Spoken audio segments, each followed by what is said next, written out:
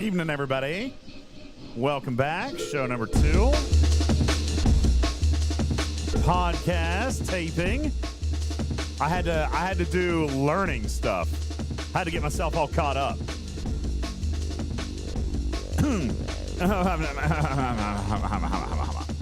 Okay.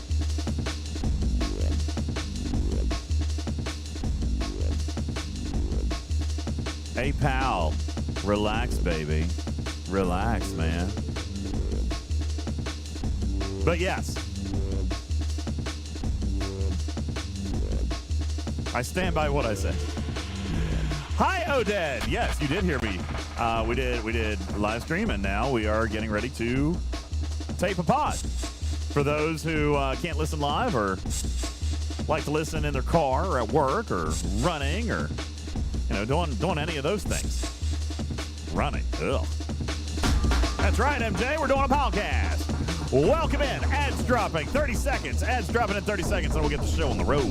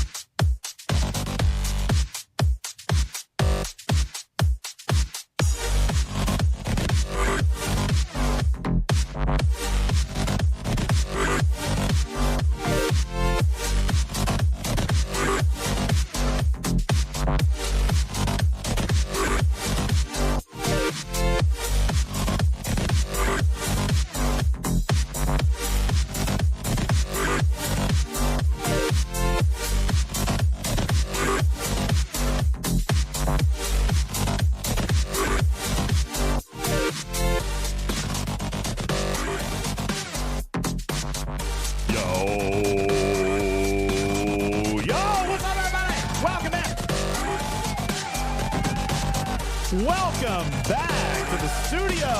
What's up, everybody? Appreciate you guys all being here. What's going on? My name is UltimatDJz. This is Talking Trek Live, Star Trek Fleet Command's official podcast. My name is UltimatDJz. I am your friendly neighborhood cat person host, and we are hanging out here tonight. What's going on, everybody?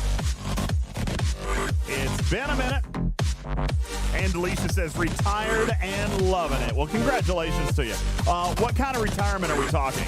Are you talking like game retirement or retirement in real life or what kind of retirement? Huh? Kind of from Star Trek. And Alicia, you left? Oh, no. Oh, no. Oh, no, and Alicia. Don't say it ain't so. Hey, Skyquake, what's going on? Hello again, everyone from European 106. My name is DJ. Let's get it on. Talking Trek server sound off. Griffin is here. Talking Trek server sound off. We'll get the show on the road. Dr. Iron Chef kicking us off on server 14. What's going on, buddy? Appreciate it. Noon West on 29. Stradalorian on 9. Cruzito on server 31. Newton on 702. Tarpy says, last time I can write server 70. Wait, are you guys getting merged? When is that happening? I thought we just did merges. Tuesday. You're getting merged on. Oh, goodbye, Yeah. server 70. Goodbye, server 70. It's been nice knowing you. This means I can raid you in an incursion coming up. Oh, really? Wait, are we playing each? Wait, I'm confused now. You already know What? There's incursions. When is that? No. We're getting merged with server 30. Do we play 30? I don't even know. I don't know. I don't know either. Kirko on 50. What's an incursion? Yeah. Jace on 44. Kirko on 57. Sherlock Holmes on 27. Benny Hill on 42. What's going on? Tarpy on the new server 30. Omicron on 8. Martok server 8. Scaly back from the Outback on 188. Spock on 35. Strider on 70/30. Cruzito on 13. What's going on? Papa Smurf on 61. Victor on 102. Corellius on 13. Hercules on 134. Tabby Moza on 20. Hornguard on server 15. Thumblean on 24. The list goes on. Good evening, everybody. Welcome to the show. How are you? Appreciate you guys all being here. My name's DJ. That guy's Griffin. And we are talking Trek. Thank you guys very much. Did you enjoy the hiatus? What did you do with your time off? What did you do over there in beautiful Florida with your week off from the show? Well, I edited a bunch of videos and then I posted one, and then people sent me personal attacks over it and then firebombed my front door. That happened, didn't it? It did, dude. Yeah, I got a piece of a flaming piece of poop laid on my front door. It could be the next door neighbor, but I think it was probably Cruzito. It was definitely an STFC player for sure. No, the comments were not kind to you on that video, were they? Now listen, not me personally. My background is fine. I look great. I continue to lose weight. My hair is on point and everything for sure. Yeah, some people just don't share all of my views and opinions about all aspects of the game, and that's okay. We're all allowed to have our own opinion. That's right. I like my little fleet preset, and I use it every day. So take that. Hold on. So people who don't watch our content regularly don't know the difference between Griffin and myself. Okay, they don't. I actually got a meme that I would like to share with you guys if anybody would like to see it. Hold on, let me see if I can actually blow this thing up and put it on a screen for you guys. Yeah, I think I can. Here. This is right here. This was sent to me after the Fleet preset video. If you guys would like to take a look, and I'll put it in the I'll put it in the graphics room as well. If you guys would like Ultimate paid actor. Yeah. I love it. Absolutely. I got that. I got a few messages. Hold on. I'll read you another one. Let's see. Here's one. This was this is the guy that said if things are hard, just buy more. Okay, yes, there's that. Let's see. Hold on. There was more. Another anti-player Scopely advertisement? No thanks. Anti-player. Here's a new feature and how it works, everybody. And by the way, you can all go screw yourselves. I don't remember that being in the script anywhere. I know, but there is that. Now that's exactly right. You want to talk about pasty? Look at my tan here. Look at that guy. Look at this guy. Look at that guy. Man, the beach does. Beach it's like two different people. Yeah, beach does me good. All right, beach does me good. I like it right there. So, I've enjoyed some of the comments. And not that I'm making fun of anybody. Okay, I'm not. I'm just saying, like, some of the contents have been really kind of ridiculous. But in all fairness, Griffin, you do like to very much like to promote. Hey, if you think it's good value, and I certainly do, cha-ching. It was a great line. I mean, I loved it. Hold on. I'll read you a couple more here. Let me see if I can find. Oh, what is that? The fact of the matter is, people around town, around the block, in case you haven't noticed while you're on vacation, I know you completely disconnected and have absolutely no idea what's happening in the game. People were just so angry and mad and grumpy this week. I will always play the devil's advocate. That only encourages me more to lay it on thick, because you at the end of the day, you just got to make people smile any way you can, and that's the only way that you can in some cases. So this comment, and again, this is why I say people don't really know whether it's me or whether it's you. Here was a comment. Seriously, DJs? This is on yours. Seriously, DJs? Every time you do one of these videos, you bypass the game products and give it a great score and recommend people buy it. That wasn't me. I love it. I think that's fantastic. Hi, Ben Sai. I think that everything went perfectly according to my plan, and I couldn't be happier. And what's more, found myself right back on that view screen, and you were gone. And I know. I never get on the view screen. You are so out of touch with the players, DJs. You sell Scopely's products like everything is good to amazing. It's probably because you just buy everything. Just watched you show off with Fleet presets. That's all this video is. Fluff and advertisement. I don't even have it. I don't even have it. No. Unlike other content creators who made a video several days after I did, who didn't have it and couldn't show it off and couldn't show you how it works, at least I recorded video where you saw what it did and how it works. So you're welcome, for the little monetary investment. No, squishy and fluffy? No, DJs, it's not worth $99, and you, sir, suffer a disconnect from objective reality to say so. It's blah, blah, blah. Objective reality. It's like all of a sudden we're all on MSNBC and we're using bigger words and we're covering politics. It's a game. Oh, man. No, again. Oh, here's another one. A+, you're hilarious, DJs.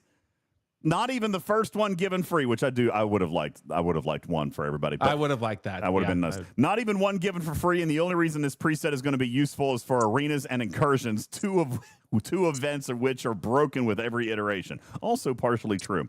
So yeah, no, here's the thing. People that are commenting on this, don't ever watch our content, obviously, because they don't know you from me. I love it.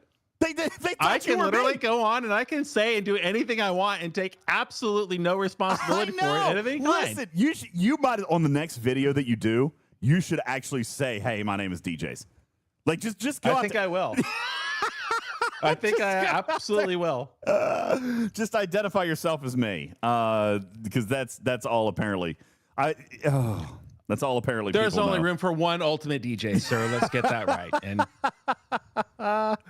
oh, that's funny. Speaking of, I did actually see a really, really nice thing. I know we haven't been with you for a few days, but I did actually have something very nice sent over by the Scopely overlords for Griffin. He was also unavailable this past week, so they sent it over to me, and I wanted to share it, which was really, really nice. I'll throw this in the graphics room for you guys as well at about 9:30 p.m. Eastern time.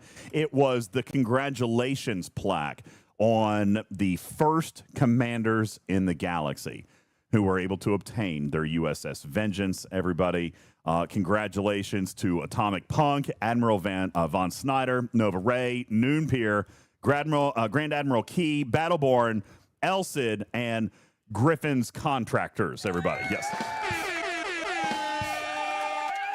Ooh, that guy is so fired. He's still fired. There you go. So congratulations to you and your contractors there for hooking up with the USS Vengeance. Real quick, does any of the whale kind around here have an update on that? Didn't that event, wasn't the next run supposed to be like yesterday, and then it didn't happen? Yeah, 2 days ago they ran it for about an hour. People were scoring on the event, then all of a sudden, poof, no event. And still to this day, poof, no event. So it started, people scored, and then it went away.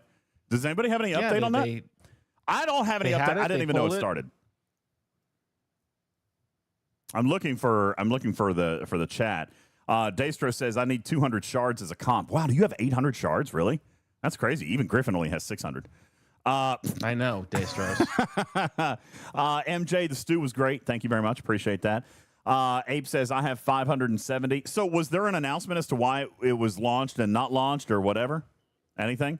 I would hope so. I did not see one. I have the same question out there. If you guys read it or know it or see it, please share it in the chat.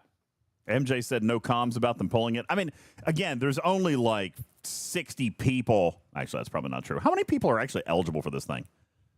It's probably only a couple all hundred. The op 70 players, right? Yeah, they probably didn't. They probably didn't do a broad announcement for it, but somebody should know, right? I mean, oh, Daystris, that's so funny. Oh, that's funny. Sorry, I can't read that comment. But I'm going to circle back to you after the show on that. So, yeah, somebody probably should have said something. I don't know. We'll see. It was probably supposed to run on Monday. Who knows? We'll figure it out. But, yeah, that's not something that I have a lot of insight in. Ben Sai says only 11 levels away before you have to start worrying about it. That's fantastic. So there is that. The Vengeance will be back. All right, we'll figure out. And one thing I know for sure, I'm definitely going to turn off my phone for the 2 hours prior to the end of the auction, just to make sure that I don't get some ridiculous phone calls about the color of paint on a wall that I didn't even pick. That I was going to say the word stupid. See, I caught myself. That my wonderful girlfriend picked. Call her if you have a question about the paint. I don't have any answers about the paint. If I give you an answer about the paint, it's going to be the wrong answer. We all know that. Of course. So, yeah. Fired. There you go. Nicole, I see your chat. I can see it. I'm looking right at it. Hi, Nicole. How are you, Nicole? Hi, Nicole. How are you? Now, STFC.pro, according to Indominus Prime, says that there are 2,009 Ops 70 players. So, I mean, okay, well, that's a lot. 2,009 people probably wanted to know a little something about the event. Well, technically 2,002, because 7 people don't care anymore. All right, 7 people don't need it anymore, so we'll see if we can get an update for you on that. All right, listen. Sir, excuse me. Yes. Who said you could only have one Vengeance? So that's number one. No way. Are players going to chase a second one? No. It's already happening. How? Well, you win the first event, and then you participate in the second event. Was somebody participating in the second event? That's probably why they pulled it. Yeah. You know what? You might be onto something there. To be enrolled. Well, I was just saying, if they pulled it so quick, I assume that the only thing I can think of is they meant to not include the people that already got it. But they forgot to add that exclusion. You say quick, but it was up for 2 hours. It was up for 2 hours. It was up for a minute or a half. Yeah. Yeah. You know, I see a lot of people saying that's great. Nobody was working. I see a lot of people saying it's great. Go ahead, get a second Vengeance, buy more packs, more power to them. That's fine. Own 2 of the most powerful ship in the world, and everybody's happy about that. Show up to a podcast one day or a stream with 2 garbage cows, and everybody loses their minds. I mean, I don't understand. I mean, it's a garbage cow. What did you guys do to UltimatDJz? Apparently, I am now, in fact, UltimatDJz. Welcome to Talking Track, the official podcast of Star Trek Fleet Command. The previous voice who was appearing on this podcast is no longer with us. They've been fired. I am new UltimatDJz, and I'd like to welcome you to this stream where I'm here. Everything is great. Everything's fine. Oh, he's back. Okay. No, Noah just called me. We're having extreme weather here, and he left the house a little bit ago to take a friend back home, whom I told that he was here too long because the weather was turning. And I said, you need to take your friend home. The weather's getting bad. And so he did, and now a tree fell in the road, and he says he can't get around it. So I was just telling him he needs to just hunker down, stay at his friend's house for a few minutes until the wind and the rain die down. And I'll be right there with the company vehicle. I'm going to take the telephone road. I'll be on the way. Yeah, I'm on my way, boy. It'll be fine. So anywho, so the Vengeance, don't have a whole lot of update on that. We'll get you some more if we can. Tarpy, we've got a concise show itinerary tonight. You know, listen, we did this on one of our recent shows, and so many people really enjoyed it.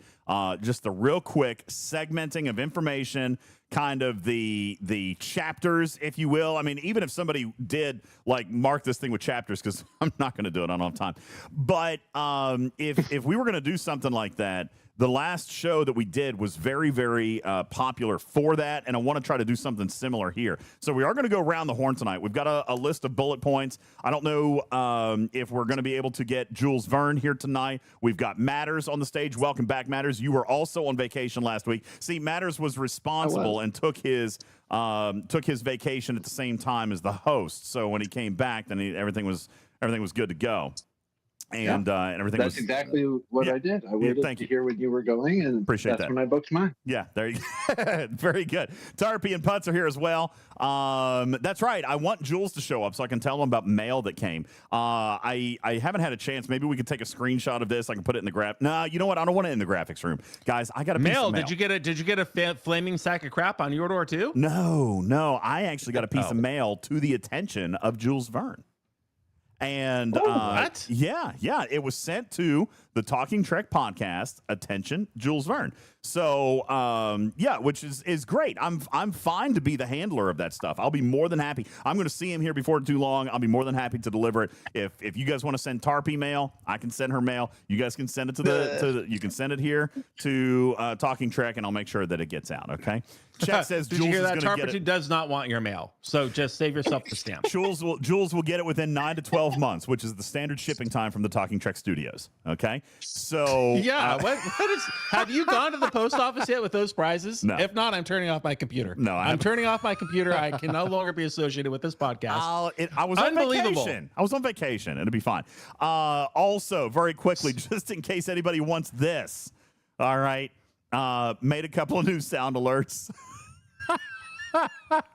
For those of you, did anybody catch the parasailing stream from last week? Yeah.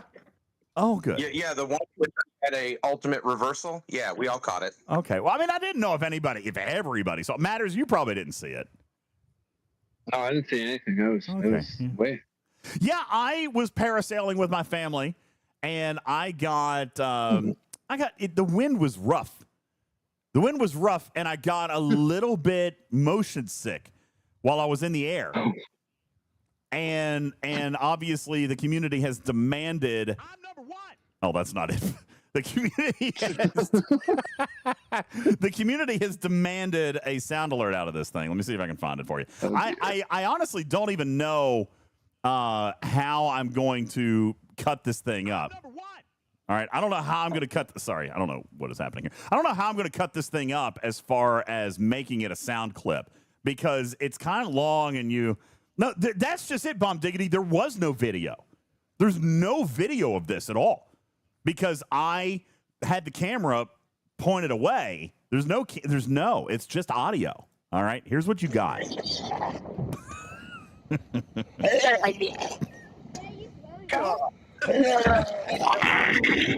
Yep, I threw up. I'm just right there. You hear it. Splat. Mm-hmm. You can hear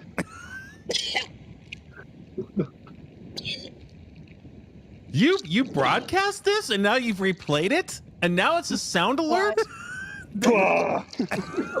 So is now a good or a bad time to mention I'm a reactive puker and that is actually making me feel like I have to puke? I'm disgusting. I'm not disgusting. I understand the throw up initial sound coming out of your mouth, but then there's this liquid splashing sound, but you're up in the air. What is the puke splashing onto to make that splashing sound? All over me. It was all over me. I threw up all over myself, bro. And so you came back down with a puke-soaked shirt? I was covered. Yes. It was Is disgusting. the video for that in Patreon? No, there was no video. There was no video. There were clips of the sound, though. Oh, I know. Everywhere. I know. Did they dunk me into the water? Yeah, they tried to clean me off. It didn't. It was all over me. Arms, shoulders, shirt, on my face. Yeah. It was stuck in my beard.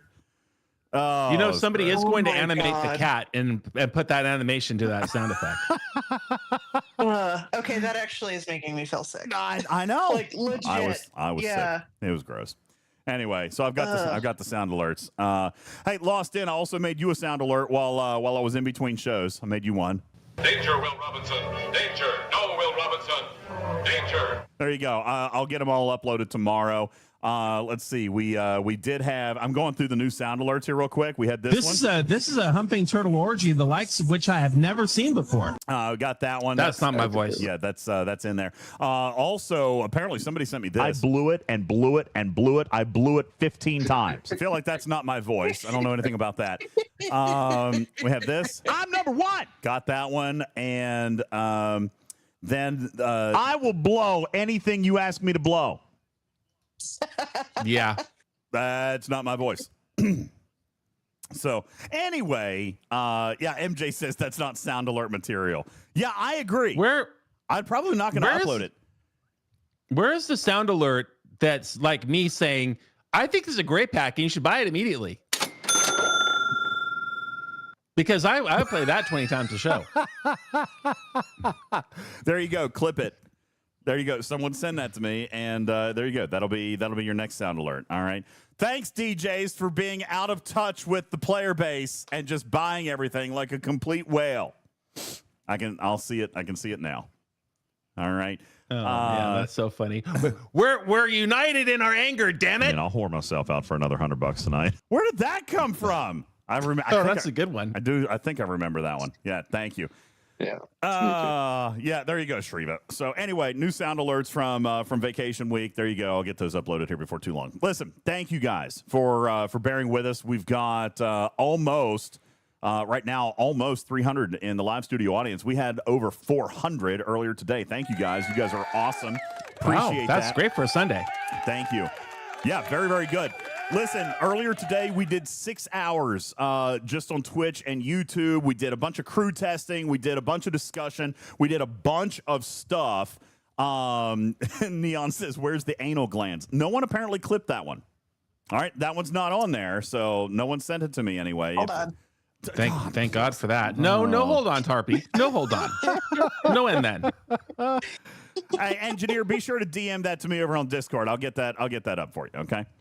Oh, there you go. So it's already coming in. Anyway, we had talked about a lot of stuff. I did some crew testing. I did some things earlier today because I have not been in studio with you guys for a week.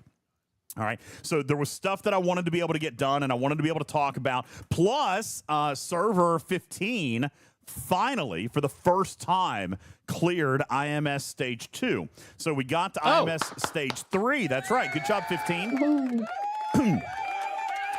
We got to IMS Stage 3.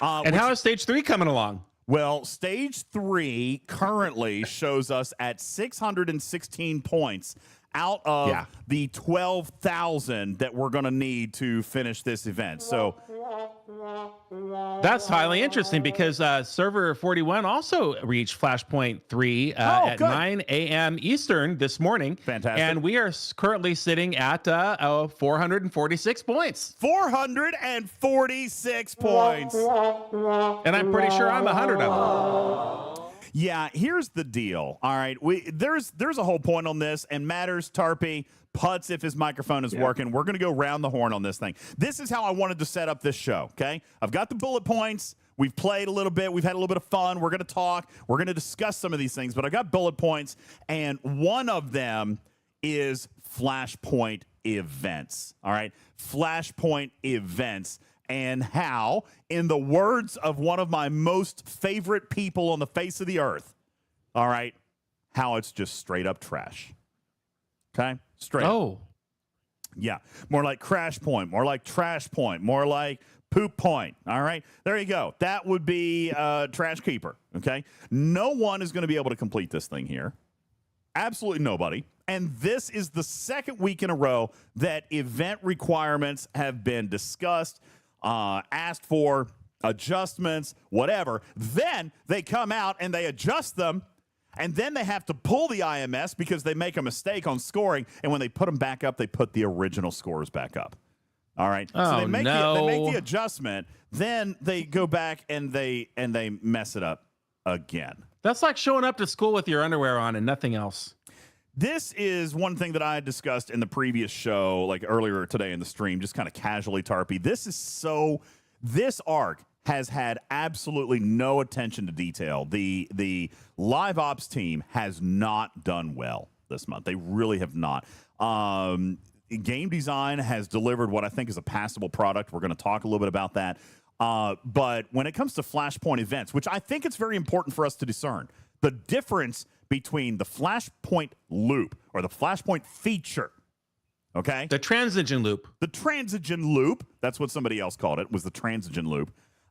Separating that came out of game design and separating it from the Flashpoint event series that comes from ops. Okay.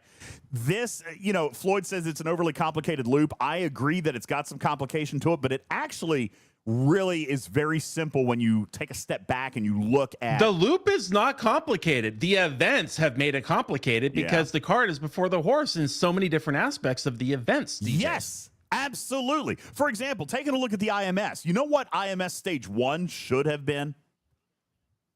What should IMS stage 1 should have been? Oh, let me guess. Not killing hostiles. No, it should have been mining. IMS stage 2 should have also been mining. IMS stage 3 could have been the hostiles. All right. And IMS stage 4 would have been the invading entities.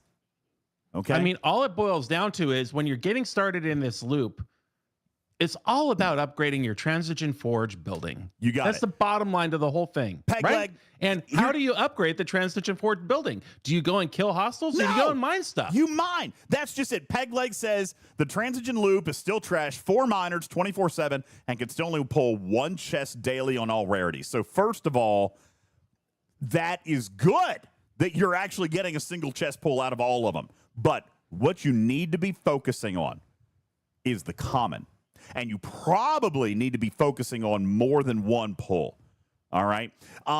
You want to be looking at the common, although you could get by with a single pull. Honestly, you can get by with a single pull because the building material has its own bundle. Taking a look inside the game, when you refine your common, you're getting, this refined common transigen. But then you go later. Okay, you go later in that refinery list and you're spending your refined common transigen on the building parts. All right, this is key. This is the core step 1. You're right, Recursion. The extra pulls don't help. This is step 1. Mining, step 1. This is what you got to do. You have to make sure that you can pull this every single day. All right, because this is the only thing that matters, step 1, stage 1, getting into the transigen loop, because the mining bonus is so high. I showed earlier today on Twitch, now granted, it's a G6 miner, and I was up in G6 space mining uncommon at 8 million an hour. 8 million an hour. All right, the common is even faster. Listen. Double and triple pulls are going to be very, very, very possible in very short order. But the transigen forge is absolutely required to get that thing up. Okay? And for the record, if you can maintain those common pulls, then your transigen forge free to play should be in the 20s by now. Yeah, I'm hearing 25, and we're on week 3, so that's not too shabby. All right. Well, I'm here to tell you, 24, 25, that's enough to do some decent mining, get some decent mining speeds. Pothead says I'm at 23. Fantastic. That's great. Okay. So, and Mimi, you're not wrong. You say that I've got like 7,000 of the common refined stuff. It only costs 150. I don't need to do any more common refines for 6 months, and that's fine. Get to that point. You know why I've got common? Because I've been mining. All right? Because my Transigen Forge is higher. All right? Yep. Pegleg says, I don't know if I've ever missed a pull, but I'm only at building level 15. You probably have missed a couple of pulls. All right. Or missions or something. Missions. Have you done your missions? Have you done all your missions? Because there were building parts in the missions. Yeah, you should be fully engaged in that thing if you can. Tricky, 27. That is a little stretch on the free-to-play. Shiz, free-to-play, 19. Should be able to get to 23 tomorrow because we got a leaderboard on the schedule. All right. You use the redeem code, the store code. It was, what is it? SNWPT1, something like that. PT1. Yeah. Also in the battle pass, there were some of Day those 2 parts hiding. Yeah, milestone number 2 of the battle pass had a few parts. Okay, so there's definitely an Flashpoint. What's that? So if you used your currency from the first run of Flashpoint towards building bits, Absolutely. That's also where people got a good chunk. Absolutely. Yeah. I did. Oh, yes, Tarpitude. Yes. Yeah, I did. I used Flashpoint Event Store and used that currency for Transigen Forge Foundations right here. And you can. There's no acceleration model here, no tax for extra pulls, so you could do a few more, whatever. There's no cooldown on this thing. You could have gone in on this thing. All right, I probably got a few levels out of the event store. Okay, so definitely some good ways to get some of those building materials. And I'm here to tell you, you get that thing to 20, 24, 25, you're mining good enough. Okay, you're mining good enough to fully fund all of those refineries. Okay, I completely agree. At least with single pulls. All right, double pulls, triple pulls might be a little bit of a stretch, but they are always a stretch. And let me tell you from the whale's perspective, Mr. Op 70 sitting here, with my finger on the button at all times to spend $1. I only do single pulls in this loop. I mean, there's just no way to sustain a double pull with the exception of occasionally I'll pull the rare. Everything else I am single pulling. So from top to bottom, it doesn't matter your ops level. The single pull is the way to go in the first month of almost any arc, and this is no exception. Yeah, I agree with that. And if you are fortunate enough to be able to mine enough uncommon or enough rare that you can hit some of those stretch goals, that's great. I'm happy for you. All right, because what that's doing is only just giving you extra stuff. It is not fueling your loop or your progression anymore. This is why I say the design of this Transigen loop is actually not horrid. Okay, it's not terrible because what you're doing in getting this stuff is you are literally only earning the currency needed to source artifacts. That's it. All right, the new mastery artifacts, existing artifacts, all this stuff. That's all that you're doing. All right, it's straight, very simple. Mine the stuff, refine the stuff, spend on artifacts. Boom, boom, boom, done. That's all you got to do. And the stuff that comes from the refinery is just that currency. Now, this is where I feel like Live Ops has misled people. I feel like Scopely as a whole, I'm not going to blame all of Live Ops on this. Comms has missed the boat as well. All right? Even the content creators have not reinforced this point well enough this month. All right? Anybody who educates on this game has not reinforced this point this well this month, is that the canisters are a secondary mechanic. The canisters should not be anybody's priority. Okay? And the canisters, we're talking about the hostile specifically. We're talking about canisters the chasers. Come from hostiles. That's right. The canisters that come from the chaser Suliban. All right? These things are so unnecessary. They are so secondary loop. This is what I would explain, or when you go back to Walk. Okay, you go back to Wrath of Khan, and you remember how we talked about that the Joaquin loop and the champion trophies were the secondary loop. Okay, that is the canisters. It's secondary, guys. What do the canisters pay? The canisters pay only Latinum, a few uncommon skill points, by the way, far fewer than what your Titan pays. All right, so who cares? Far fewer than what your Vindicator pays, so who cares? It is paying you literally extra transigen. What do you mean more of the same stuff we're already getting? More of the same stuff you're already getting. And what do you use it for? What are you using with your transigen? You're spending it on artifacts. So in other words, you're using the same transigen from a much more active and or complicated and or difficult loop to just pull more artifact shards. In other words, kind of feels like a stretch goal, right? Kind of feels a little stretchy. All right? And by the way, that's completely fine. I'm completely fine with a stretch goal. Now, Shiz accurately points out that it will give you more refined transigen than the mining loop will. That's right.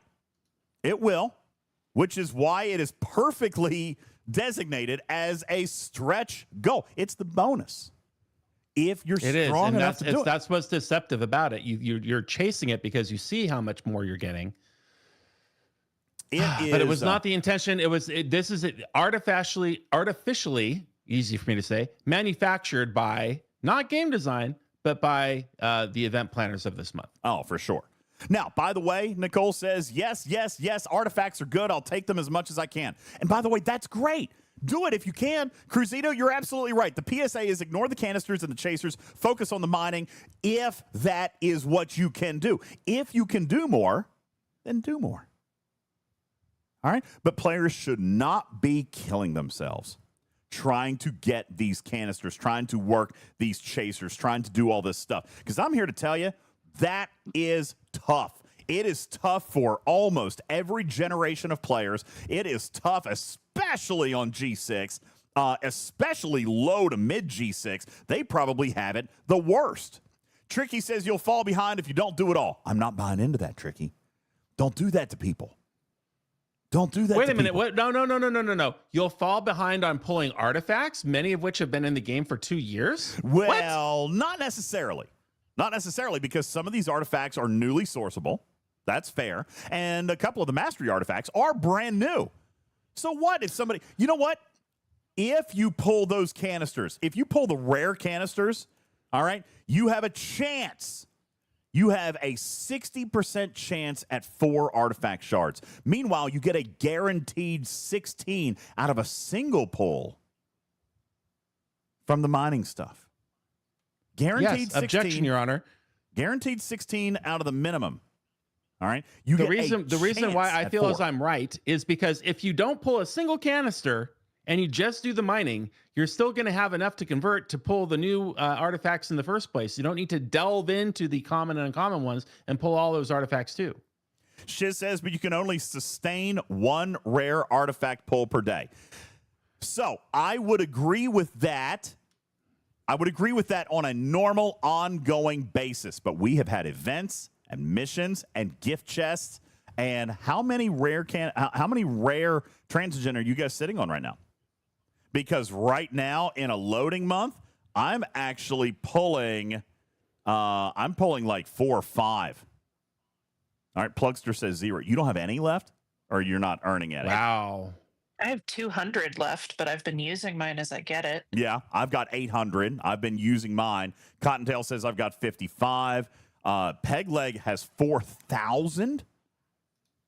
Pegleg, you're not doing quite as bad in this loop as you say. Either that or you haven't spent any yet. Okay. So, wow. All right. The bottom line is here, you're right. At this moment, Shiz, you earn enough to do 1. But we know it's not going to stay that way, right? We know that we've got events. We've got more stuff. And I'm here. You've got missions. You've got the battle pass that's given some. And moreover, we also know that mining is going to become easier and easier and easier. If you guys are building level 27, 28, 29 by the end of the first month, you're going to be 35, by the end of the second month, maybe 40 at the end of a 100-day stretch. You're going to be able to... Yeah, the economy for upgrading the building is very reasonable. Nobody's talking about that, but it's true. It is. You build up that building. It's easy mining. We're talking here in week number 2 about the cost of these double pulls, but this is a stretch goal. I'm kind of glad that it's there because here, I'm telling you, before you even know it, you're going to have banks of this stuff. Before you know it, you're going to have 100 million banks of this stuff. All right. And Duder says, I bet in 130 days we have even better tools in the game. Mining ships, skins, exos, officers, yada, yada, yada. Shocking. That doesn't sound like Scopely at all. But yeah, Duder, I'd be willing to bet my left leg. You're right. Okay? There's going to be stuff. And if you can fully fund this thing right now, it's only going to get better later. All right. Shockwave says we might even have a new ship in the next 10 days. Well, when does that arc start? No, it won't be 10 days. it'll be at least the start of the next arc. Subtle. All right. No, if it's a ship, I'm not saying that it is a ship. I'm just saying you're not going to get anything before the start of the next arc. Okay. 16, by the way. 16 days. Thank you. Number of days. 16 days. There you go. In 16 days, you'll see the next tool. All right. Didle says, I don't know if I need or 21. Maybe. 22. Didle says, I don't know if I need anything special. Selkie's doing pretty well. Well, G4 and G5 don't have that ability. All right. But you're right. The G6 ships are pretty great. All right. Spock says it's not necessarily easy mining because of hazards and chasers. It's active mining. So that depends, Spock. That depends. If you're G4 and G5, you got 40 minutes. That's not necessarily active, but you are going to Picard maneuver the thing when you get in there. So, yes, it's active, but you're still going to get 38, 39 solid minutes on a node if you play it right. You got to go in, you Picard maneuver your hostile, then you sit on a node. Okay? So it's not necessarily active. You're going to get 40 minutes. At a 20% hazard rate, you get 41 minutes and 40 seconds. Exactly. Now, would it be nice for them to better source free-to-play hazard prevention in this loop? I think universally 1000%. The answer there would be yes. Yeah. Listen, that's one of the things that actually has me really upset about this is not a fair mechanic. It's not a fair mechanic for G4 and G5. I mean, you do get 40 minutes, but at the same time, like, hazards for G6, by participating in hazards, you had the opportunity to earn hazard resistance. All right? Now, I have no reason to doubt that will eventually become the case. All right? But right here, you guys are just forced to go in for 40 minutes and then kill you. Like, there's no other way. You go in for 40 minutes and then they kill you. You don't have an opportunity through engagement to improve your gameplay in hazard space. I think that's a problem. All right? I think that's a major problem. Spock says, I'm tired of losing Selkies because I'm answering a question or taking a phone call. Oh, because of the chaser. I get it. I get it. That happened to me 5 times in a row earlier it happens today. to me all the time. Such a dummy. Happens to me all the time. Okay. On the other hand, Blaze says, listen, don't overestimate or underestimate the value of hazards in this system. 40 minutes, you're there. And if it kills you, you keep all your cargo. That's a very fair point. No one can take your cargo if the hazard kills you. See, it's a feature. Mm-hmm. Well, there's a silver lining. Let's put it that way. There's a silver lining. Okay. So I think that is something that you got to look at too, because people might be trying to take cargo that could hamper your progress. The idea, in my opinion, we talked about this on the Twitch earlier, is to look at your mining speed, look at your protected cargo, figure out how much you're going to mine in 40 minutes. Set your protected cargo. That somebody said, I got to use max protected cargo crew, and this is on a non-G6 ship. I got to use max protected cargo crew because I'm going to lose my overcargo. No, you're not. I mean, you can. You're only going to survive 40 minutes. So you probably want to look at how much you can mine. Oh, boy. Something looks terrible here. I'll be right back. You want to look at how much you can mine, time it out with 40 minutes, set your protected cargo at that, and then focus the rest on mining speed and balance that a little bit so that you can't lose anything. Griffin, I'm going to hand it off to you for a sec. Oh, he drove in the rain. Oh, somebody's in a whole bunch of trouble. So anyway, yes, Griffin. The faster you mine, the less that will be a problem. That's thing number one. Number two, the overarching point that I think that we're trying to make here matters, Tarpitude, Putz, was that the game design itself and the transgen loop does in fact make sense. How the event planning was designed around that feature is really where we could have had a lot of improvement. And I'd like to make one more point. Way back earlier in the chat, Tarpitude Brett Day mentioned, why didn't we start all these IMS events at the same damn time? Because that would have fixed so many problems, just like the previous month with that wonderful spreadsheet you had for that feature, how we were able to tackle day 1, day 2, day 3, day 4, day 5, all from the very beginning. And wouldn't that have been the easy solution to make these IMSs make sense? And instead of this horrible feature where we're chasing our solo milestones, but then the IMS isn't loaded yet, so now we got to do it all a second time and nobody does. What's up with that? Yeah, hey, Putsy. Look at your leaderboard, your SLB for damage on those things, right? On the new invading enemy, right?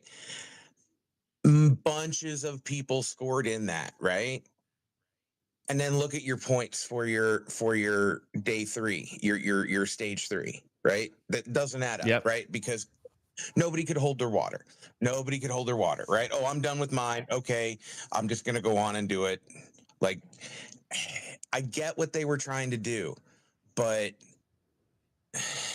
it's just never going to happen, right? Like no server, it needs to be able to score the whole 4 days.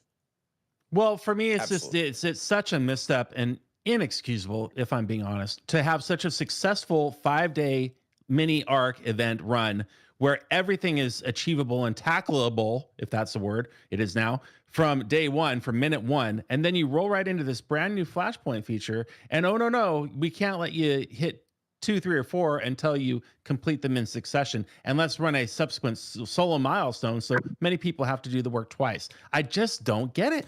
Well, moreover than that, and we've moved from hazards back to the Flashpoint events, but the issue there is not necessarily the idea behind the IMS. I would have been fine with successful or with succession-based events. The milestones are absolutely utter ridiculous. Okay, 12,000 points where a rare scores 4 points. Guys, you realize that's 3,000. And for the record, that's 3,000 wins, not 3,000 attempts. All right, 3,000 wins. More of it, other servers have more. Chex is 6,000 rares. Not only that, but your sourcing of the directives is not even guaranteed. Your sourcing is based on RNG. Only a 75% chance to even pull a rare start out of that chest. Okay. Again, another point where we're talking about game design, set us up with something nice. Event planning really, really, really didn't do the best job that they could have done. Why is that not a guaranteed source for something? How can there be a chance? It's like Forbidden Tech all over again with the damn Q in his stupid robe, laughing at me with his arms out because I spent $100 pack and I got nothing. I mean, what are we doing with that? Well, you do have the chance of not getting any directives, but you have a higher chance of getting directives and getting more, because you've got a 75 chance of getting rare directives, and then if you get that pulled, then you have a what is it, like an 80-20 or something? Like you have an 80% chance of getting 1 launch, but you have a 20% chance of getting 2. I think my numbers are off, but your numbers are way off. You have a 10% chance of getting nothing. But you also have a 16% chance of getting epic directives. It's actually more than that, Tarby. It's a 25% chance at nothing. No. You gotta be kidding me with you that. You have 75% chance for rare and 15% chance for epic. So you've got a 10% chance statistically of I don't getting even. nothing. Do you even add those together? Because those are separate calculations based on that roll. So they're separate calculations, but I'm just saying, like by statistics, 15% of the time you are going to get an epic launch, and 75% of the time you are going to get at least one rare launch. Yeah. So. And then today I got nothing. Here's the deal. I did a single pull because it takes forever to grind to get to. Yeah, sure does. Single pull. Really easily, what they should have done here was 100% chance at 100 Flashpoint directives. And then, at that point, if you want to do a 15% at another 100, fine. And you want to do a 15% at 100 epic, fine. But that 100 should have been a 100% chance. Okay. Just in the autopsy of this arc, looking back on what could be better, I really think that is the linchpin. How this Armada sourcing, invading entity sourcing of the directives worked really is the domino that broke the camel's back. Can I put those together? I don't know. I think the event design was the straw that broke. Listen, there were a lot of straws that broke.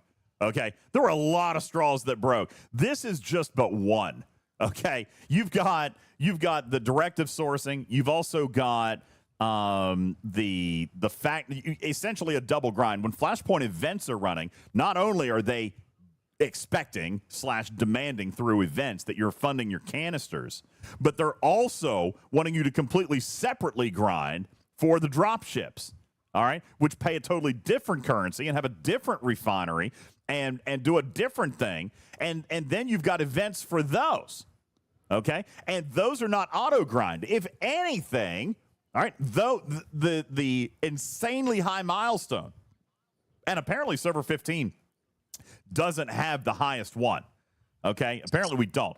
But the number of hostiles was 19,000 for IMS1 and 65,000 for IMS2. Guys, that's 80,000 hostiles. 80,000 hostiles. And we're not even the And you don't even one. have 4 days to do it. You got to wait until milestone 1 is done before you even get started on milestone 2. Well, at least milestone 1 and milestone 2 were the exact same thing. Kill dropships. But 80,000. Okay? And even that is not the only issue. No, it's just milestone 2 for me. I mean, there were so many failures here. You look at the Flashpoint events, all right? The order in which I think Live Ops did players an educational disservice by telling them to do hostiles first. Should have been mining. Yes. It should have been mining. Especially because the mining is what you need to upgrade the building. I'll quickly, just to go back one, I'll counterpoint you with one thing. It's not that there are all these extra little loops within loops to accomplish. A lot of people, we like that there are things to do in the game, not to the point where it's a full-time job. I get that. The real problem is it has to be worth the time. There's the value proposition truly has to be there in order for it to make sense. And the reason why I harp on these directives more than anything is because you're having me log in at a certain time at a certain point of this event, kill this certain hostile multiple times to get a single pull done, not even a double pull, to Tarpitude's point, because it takes forever to get the double pull. And for there to be a chance where you're going to show even one of your players, oh yeah, I'm sorry, that hour and a half you spent, it just didn't cut it. You get nothing for it. At no time in the universe should that ever be in this or any game, because that's not fun. That's the insult to the injury. You're stealing my time from me when you make me invest that much time to do something and give me absolutely nothing in return. And that's coming from Positive Griffin. I don't disagree. And Kanatu says you've hit the nail on the head. Not fun. That's what we talked about in our letter to Scopely. Listen, it's got to be fun. It's a game. All right, I'm going to let that sink in for a second. Scopely, you have failed miserably this month. I mean, the worst failure of failures in this game being fun this month. And it's a combination of factors. All right. I think that it's being led by events. The event design this month is atrocious. I will go further and say I have no problem with how the game was designed. I like I like what it does. I like the artifacts. I like what you can buy. I like where things pop up. I like the graphics. I like everything except for the value proposition of the events. It's not great. And by the way, I want to say that we're talking about Flashpoint events. Because yes, Flashpoint events, not transgen loop events. Transgen loop's been great. Another set of events that's been great. How about the Ferengi Battle Pass? Absolutely. A+, top notch. That's great. Love that. Crucible. Crucible, been great. Okay? Yes. And you know what else has been like B+, A- great? It has been Chronicle of the Ascendant. Also pretty daggone great. You've got a problem with this and the material part, which we can get into a little bit, but Tarpy has some math on this, and there's a whole conversation we can have on previous generation materials that we're probably going to end up having, Griffin, I believe. But Chronicle of the Ascendant overall, pretty damn good. Pretty daggone good. Duder says the Ferengi Battle Pass is too expensive. It's still $19. What? It's $19. 50. It's. Oh, is it 50? No, it's $20, guys. It's $20. It's $20. There is a $50 pack that comes with extra currency. You don't have to do that. You do the $20 one. Well, there's even a $100 one. There is a $100 one as well. Yeah, there's a $100 one as well. All right, there is more than one version. $20 one. Yeah, no, you can do it for $20. Okay, let me see if I can find mine. There's the $99 one. Where is it? Here it is. Ferengi Exchange option number 2. As a matter of fact, I don't even see the $50 one now. It's gone from mine. I see Ferengi Exchange Elite Pass unlocked, $20. Okay. Yeah. So, So just it's $20, same as any normal. And honestly, I like the rewards in there. I think maybe better right now. Yeah. They're worth it. It's a good value proposition. Yeah. It's a very low investment. It's a very low investment of your time after the fact, day after day, and you get amazing value out of the store and what you can redeem for the crap that they put in your piggy bank there. Yeah. So that's great. So again, it's not all. I should probably rephrase. It's not all of Live Ops. Listen, Crucible team did great. All right, Ferengi Battle Pass team, thumbs up. Chronicle of the Ascendant. I'm not opposed to that one either. Okay? Not opposed to that either. All right, it's literally Flashpoint. It's just Flashpoint. Sorry. Can I? You're good. Can I make an observation that I don't like about the Ferengi Pass while we're talking about the money part? Absolutely, sure. Okay, so as part of the SLBs that they've been offering with the SMSs, the Heroic SMS, and the SLB to go with it, they have had for the top 3 spots the premium Ferengi tokens or whatever they're called. Yeah. And those, they're great. I think the concept of them is wonderful and fine. But if you earn those through the SLBs free to play, you cannot actually use them. Yeah. Without buying the $20 unlock, which I have appreciated the cash style mechanic they've been doing for several other events. That I find a bit too much. What I have been told, because I asked about this last week, and I'm pretty sure we talked about this on the Talking in Car, not the Talking in Cars, but I think the Talking Trek that we did on the beach. Their words on this is that the premium tokens are extra for those who bought the Ferengi Battle Pass. In other words, if you look at the rewards, you're still getting the appropriate number of shards that you would for those placements. That these premium opportunity chips were meant to be as an additional incentive to buy the $20 Battle Pass. Like, it wasn't a part of the value because the shards were there. It still feels weird. It does. Like, I get that, but it feels weird. Yeah, no, I get that. I don't disagree at all. It does look a little weird, and obviously if you don't have the opportunity to talk to them like I did, and again, comms have been pretty terrible this month, no lie. Comms have not been existent this month, so that's been a challenging thing. But yeah, their explanation to me was the number of shards were the same as they would be in any leaderboard.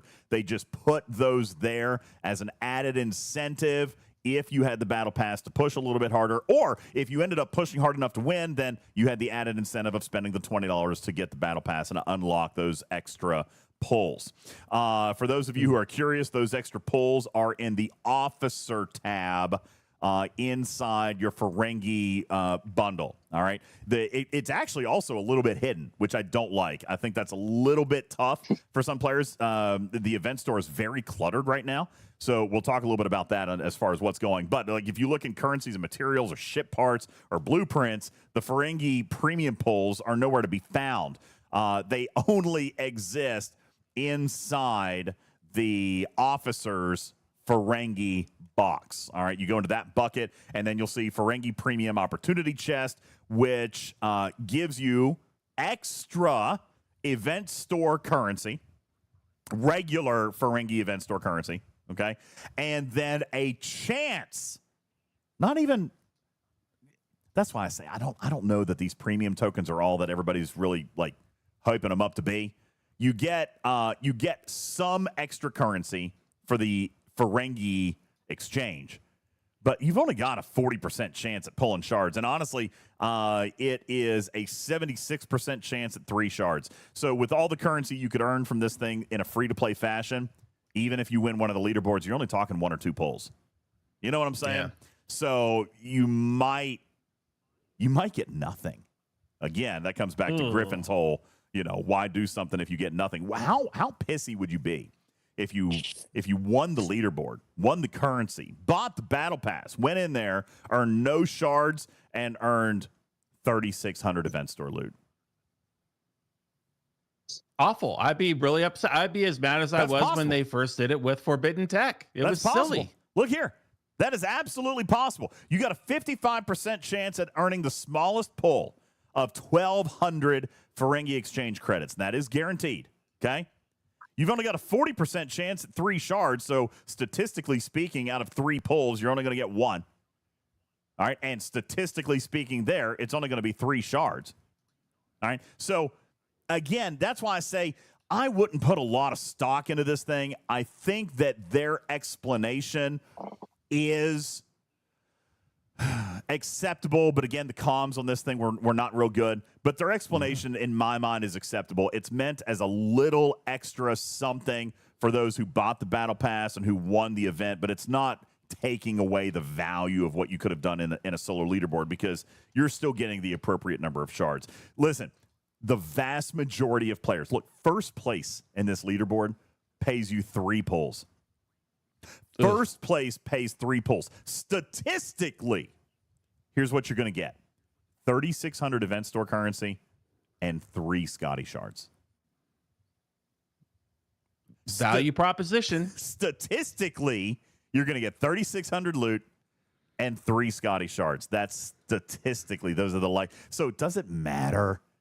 Like, am I trying to win this leaderboard for these 3 pulls, this currency? No, I'm trying to win the leaderboard for Scotty. Okay, which, by the way, Scotty's legit good. He is good. Yeah. We did some testing on him earlier today. He's great. Okay, he is absolutely great. But nobody should be trying to approach these leaderboards for the purposes of the currency. That being said, I agree with how it kind of looks and tastes. But again, simple comms would have fixed that this month. Simple comms could have alleviated that concern. All right, and I will admit 3% responsibility on that, because they did communicate that to me, Tarpy, and I did not come back into Discord and make an announcement on that. But I mean, that's what it was. All right, so. You know, I know what it looks like, but that should not be the focus, I don't think, there. All right. But again, when you look at the overall, I think there's a larger problem with Chronicle of the Ascendant. If you guys want to talk about it, we'll open that can of worms, or maybe we should take a break. No, there's not. I disagree. So is this our bullet point for Chronicle of the Ascendant, or are we still in the like preview phase? No. Let's do it. As a matter of fact, you know what? You're right, Tarpy. I even wrote Tarpy gets lead on Chronicle of the Ascendant material discussion. I don't need it, but I just want to make sure we're all like. Sure. I like the rebuttal position. All right. Hear that? Matters likes the butt position. All right. What? The aft. Yeah, he's taking up the aft position. All right. Let's get into this. Chronicle of the Ascendant material solo leaderboard. Long story short, Tarpy, they removed previous generational material spend. Some players are irate about this. Actually, a lot of players are very, very upset about it. Matters is not, but that's not surprising. I understand it. I think a lot of players understand the logic behind it, but there's a lot of potential issues here, and the change came not only as a surprise, but incomplete. All right, let's talk a little bit about what they did with the final synthesis solo leaderboard. Tarpy, first, give us the math. Oh, so what do you mean? Give us the math. Well, you said that the milestones didn't really change a great deal because the material points changed as well. Okay. But then there's also shards. There's more shards available for less price, et cetera, et cetera. Okay. I see where you're going with this now. Yeah. Okay. So in prior weeks, I have at Op 68, and this will obviously scale for other ops based on the materials that you can spend. I have had a SMS unlock of approximately half of an epic officer for about 70 million points. Now, again, it scales. Okay. Just half an officer for about 70 million points. And what I saw when I saw this final synthesis leaderboard, or the SMS, is I have a half an unlock about for 70 million points. And then there is another about half an officer for the same amount of points. So for 140 million points, I can get about a full officer unlock. In the past months, they have given us 2 different weeks of half-ish an unlock of an officer. In other months, they have given us just 3 different SMSs that are scaled differently. I'm not going to compare those, but if they gave us a half an officer in one weekend, we got half an officer the next weekend. Okay. So people were seeing the top milestone of that SMS and not seeing the total shard count and getting, as you would normally say, fussy, I think.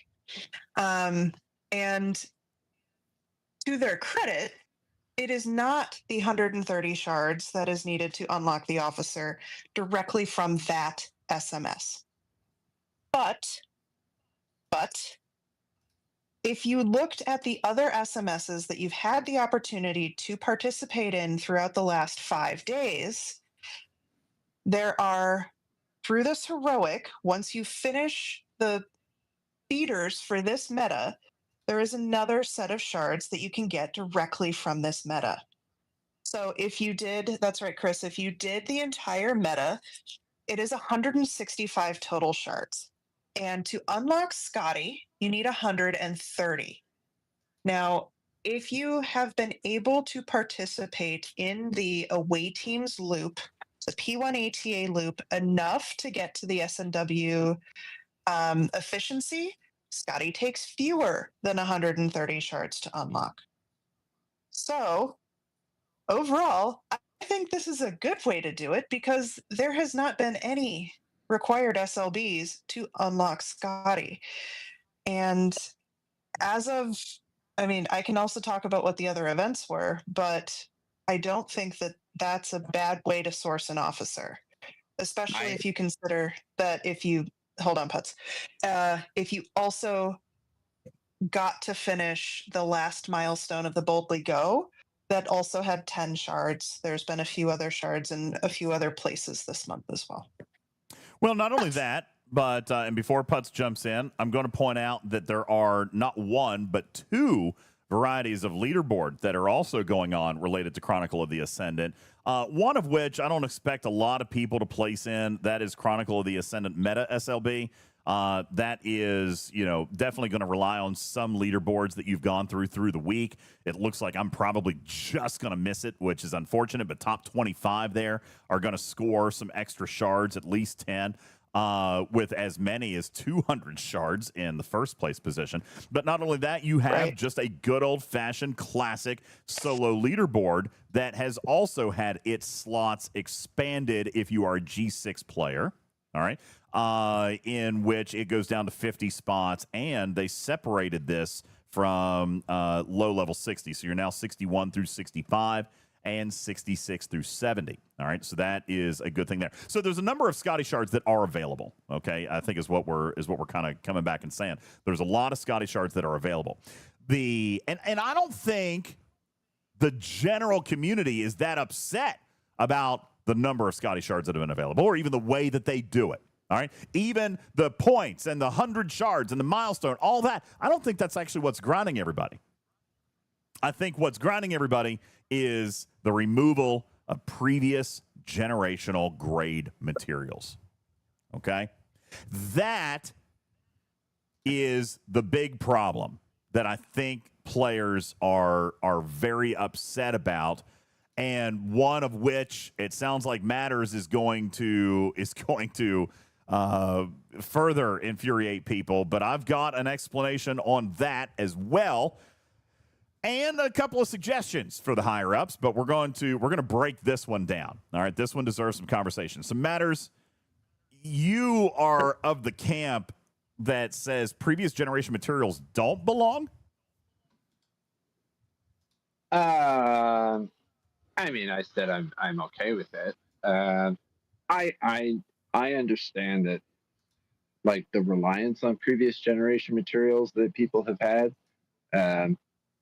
I'm okay with it not using them. I don't think it's a good model permanently, but every now and again, especially for a PvE officer, I'm fine with it. Like the people that I think are being hit the hardest with it are like your Ops 70s who have everything. They don't have anything left to spend on unless they want to just churn out G6 ships for the fun of it. There are some Ops levels like 61 that also don't really have, other than for like tearing up a Selkie, they don't have the opportunity to spend uncommon or rare G6 materials, but it's also not a lot of buildings to push yourself up to 62. So I'm not overly concerned about that one either. And so like 70s, they don't need a PvE officer. Like it's just, we've said it about other events for certain demographics, and this one just isn't for them. Okay.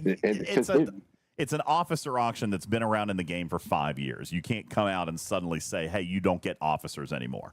I disagree with that. No, they do still get officers. They just don't get, they don't get to sweep this leaderboard and get up to tier 2, tier 3 by crushing out G5 ships, that spending a bank of G5 materials that they've had that they don't have to spend money on.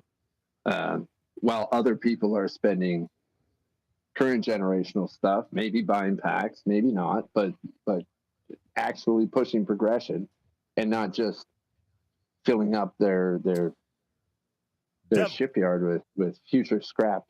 Devil's advocate. Should it not be? Well, I think I'm the devil's advocate here. But. Well, to your point, is it not? Why should they, a 70, for example, have to push progression if they've already done it? They shouldn't have to. Obviously, they can't.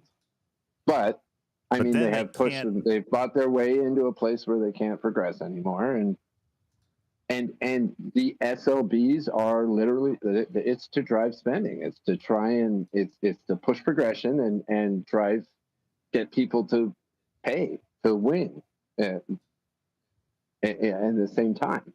And no Ops 7, very few Ops 70s are dropping boatloads of money to win an SLB. They're spending huge banks of old materials that they have Bingo. Yeah, and that just is the crushing key. the rest of the G6 players. That's the key right there. Gray Saber said it's an issue that CCs have to explain these decisions to players on behalf of Scopely. That's it. Okay? Scopely won't tell you. I'm going to tell you. Players up 70s spending G5 materials makes them $0. Okay? Yep. They don't make nothing. We did this during the Twitch stream earlier. I want to ask everybody. You can throw it in chat. I'm watching Discord chat. I see YouTube chat. I would like for you to throw into chat how many hundreds of thousands and or millions of previous generation uncommon materials that you've got. All right. We did this earlier. All right. All of them, or just the one previous generation? One previous generation. You can add crystal, ore, and gas together.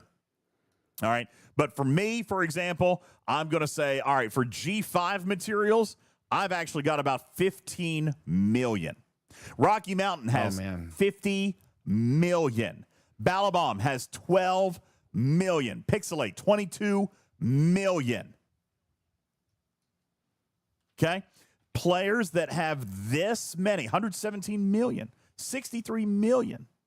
Players that have this many, if they were to go and build G5 ships, how much money is that generating on that officer? And before anybody answers that question, I'm going to objectively say, let's remember what officer auctions used to be. Officer auctions used to be the number one revenue generator for Scopely in an entire month was selling officers. Okay? Auctions. We called them auctions. The highest bidder was the only person that was able to do it. Now, Rocky Mountain says past money spent. That's a tough one for me because previous generational materials have zero value. And Scopely established that fact 5 years ago. When they removed it, Retrieving says, stop spreading misinformation. Bro, you tell me. You tell me. Okay? Because players do it. All right? They absolutely do it. What is the misinformation there? He said it doesn't matter how many millions if their hangars are full. Except Scopely keeps raising the hangar limit, bro. Yeah. All right? They've done it like the last 3 months. All right? Now, coming back, let's talk about the value of packs. Okay? 5 years ago, with the launch of G4,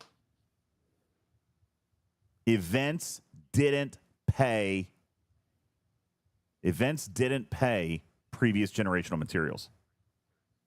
Okay? They didn't do it.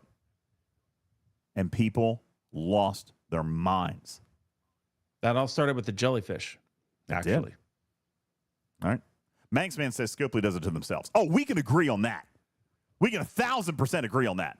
But players lost their minds when the previous generational materials got hung. Oh, Retrieving, you say stop raising the hangar limit?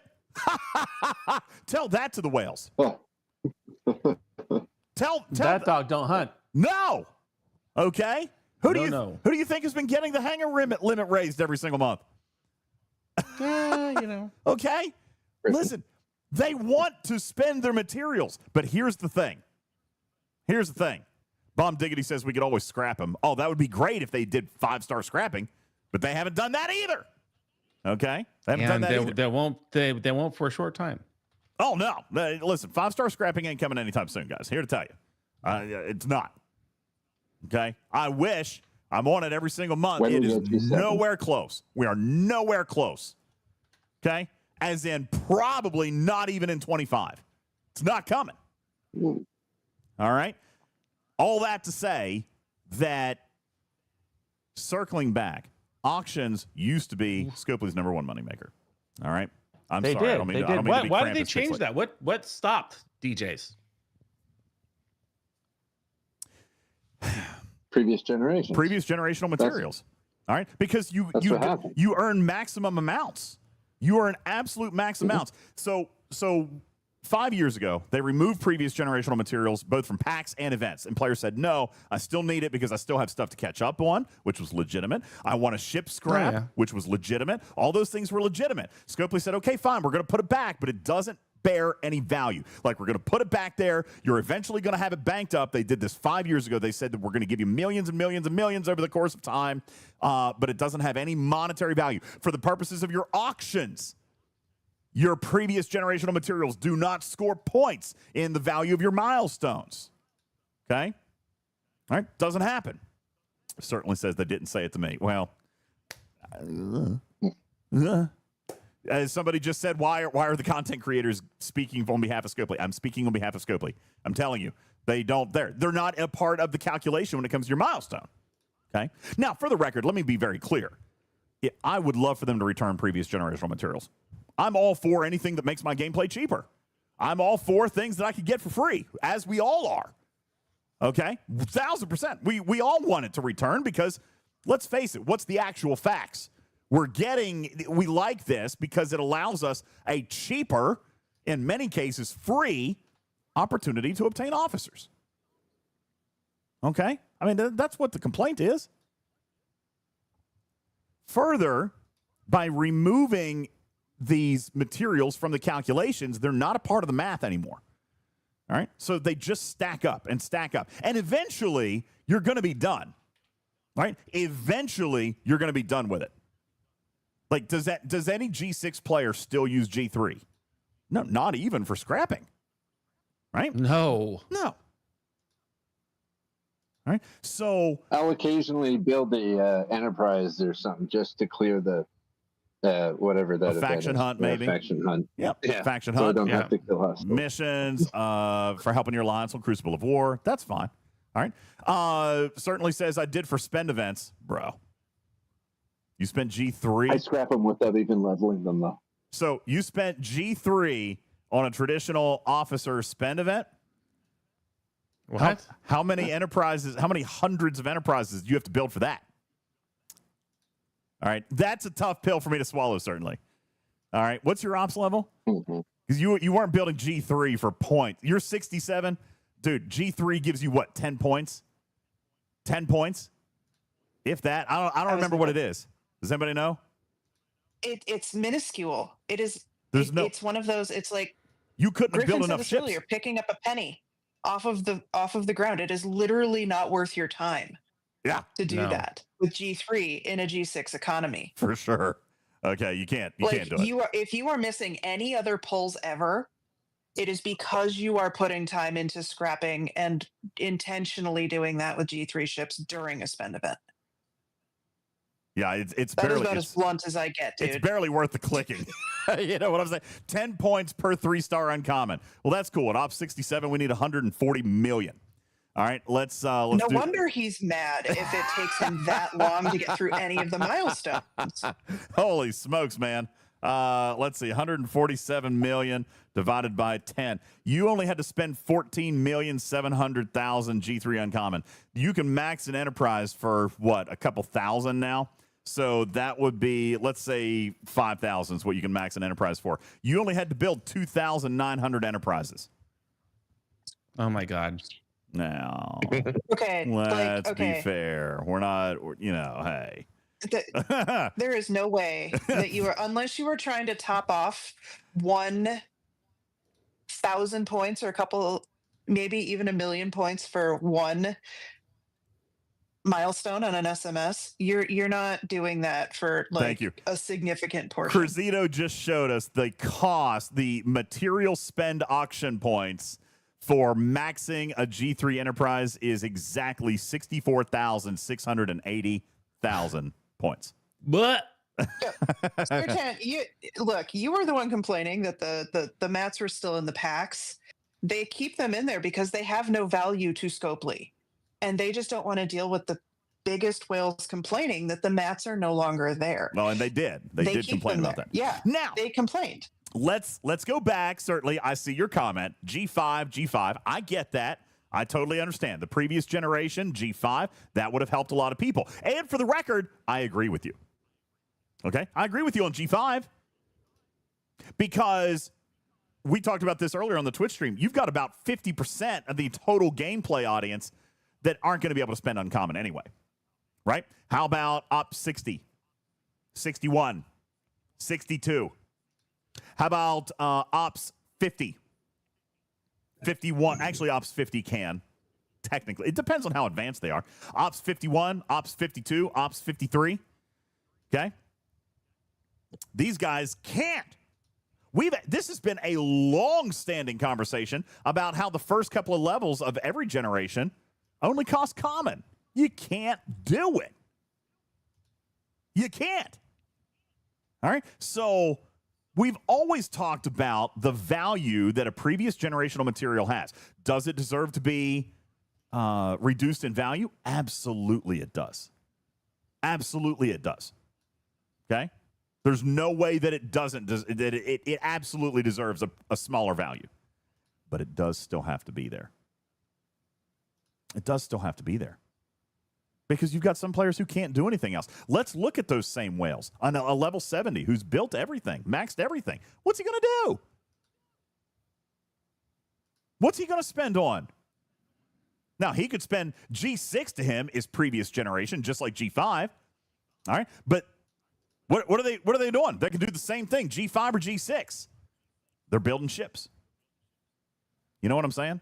So here's the solution. Here's the solution. A, you got to put previous generational materials back in. All right? You can even reduce the value further. That's fine. Or you can introduce a material sink. You'd have to introduce a material sink, which I have long advocated for. A material sink, a dump, a wandering warrior opportunity of a trade. Put in materials, get out latinum. Makes sense to me. Okay? They've got to provide a sink because Ops 61 can't spend the uncommons. So how are they going to score in an auction event? They have the uncommons. They have them, but they can't spend them.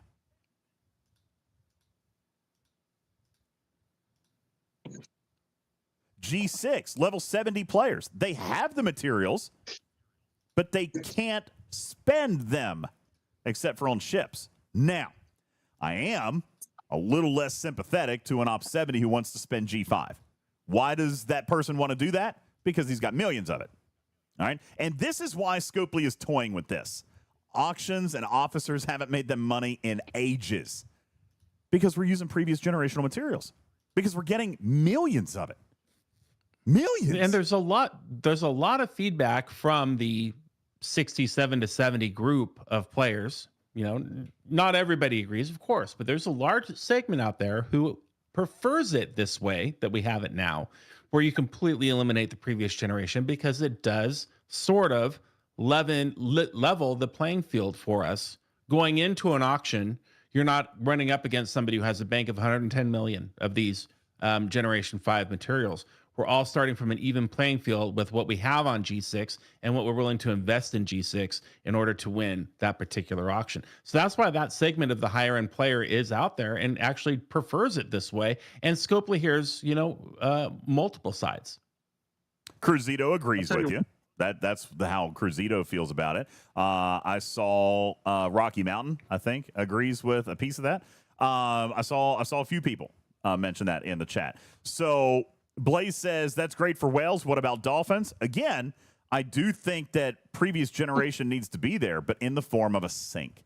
Needs to be there in a sink. Blaze, it's the same way. Let's say you're going against me in a solo leaderboard. I have literally 89 million 5-star gas, crystalline ore. 89 million. Okay. If you don't have 89 million, if you're a dolphin, maybe you have 1 million. If you take that out of the equation entirely, and now we're going tit for tat on current generation and current generation only, aren't you, the dolphin, actually so much happier with that than logging in and it's been 45 minutes through the event and I've already scored 289 million? Well, and that's where we're at with this. But it's also just a clicky thing, right? Like, who wants to sit there and click on 700 tiers of a ship and all the components and all that stuff? Now, hang on 1 second, Putz. Deuter, the only problem with that is that there is no G5 scrapping. All right. So even the G5 ships that are being built, like, I'm not sure how that's a thing. They're going to eventually run out of space, and then Scopely raises the cap again. But the G5 ships, they can't be scrapped either. You know, I think that's why the level 70s are wanting it, because obviously G5 scrapping is more likely to happen sooner than G6 scrapping, which is probably what, you know, they're banking on. All right. But G5 scrapping still isn't a thing that's out. But again, Scopely's looking at this from a monetary revenue standpoint. All right. Current generational materials are something that people will actually spend on for progression, but they don't have to on previous generational materials because we're all holding so much of it. Now, if you're a brand spanking new player that just made that push, you're not sitting on a bunch. But there's a reason that Op 61 earns the max payout for G5 materials, all the way up to Op 70. You're earning the same amount of G5 materials as an Op 70. All right? Yep. Because you're capped out on it. All right? You're earning the max. So, yeah, I know, I get it. Putz, you had a comment? Yeah, I was going to say that I am actually perfectly fine with only scoring in the current generation. It does kind of level the playing field on the SLB.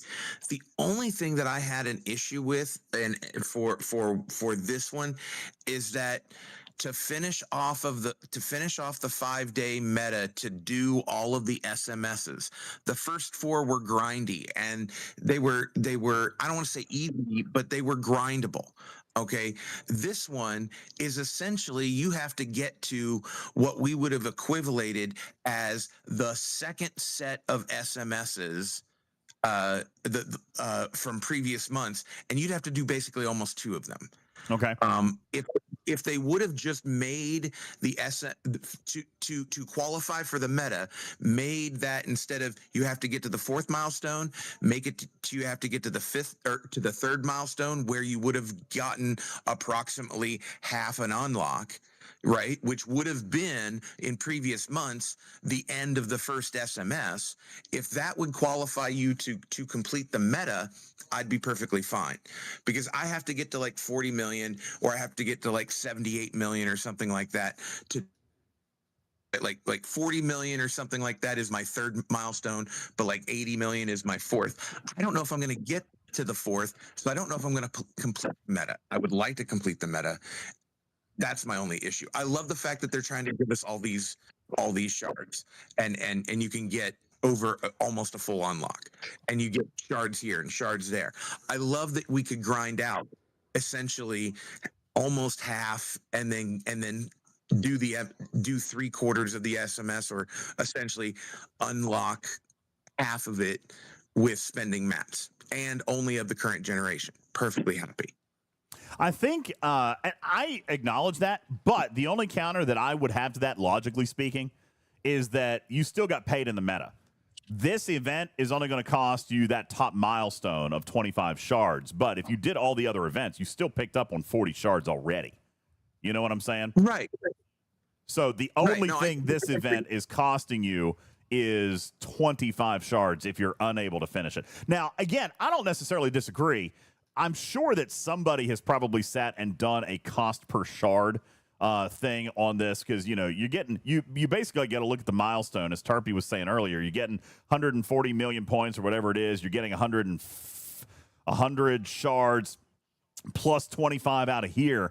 I mean, that is kind of the full unlock. You know what I'm saying? Like, I think that might have been factored in when you talk about cost per shard, because even though you're looking at the solo milestone, which only pays 100 shards, even though it costs 130 to unlock him, 143 million gets you the full 100, but you're also getting 25 over here. There's pretty much your unlock. You know what I'm saying? So, They probably have calculated cost per shard by including that last 25 shards on the heroic meta as well. All right. So now Vasuba says they gave you 2 weeks to do 140 million prior. Now you get 2 days. In all fairness, Vasuba, you're right, but that's also really, really new, because it used to be 2 days. Yes, Tarpy. Look. So go into the SLB or the SMS for that, because this is the other thing for G6. Okay.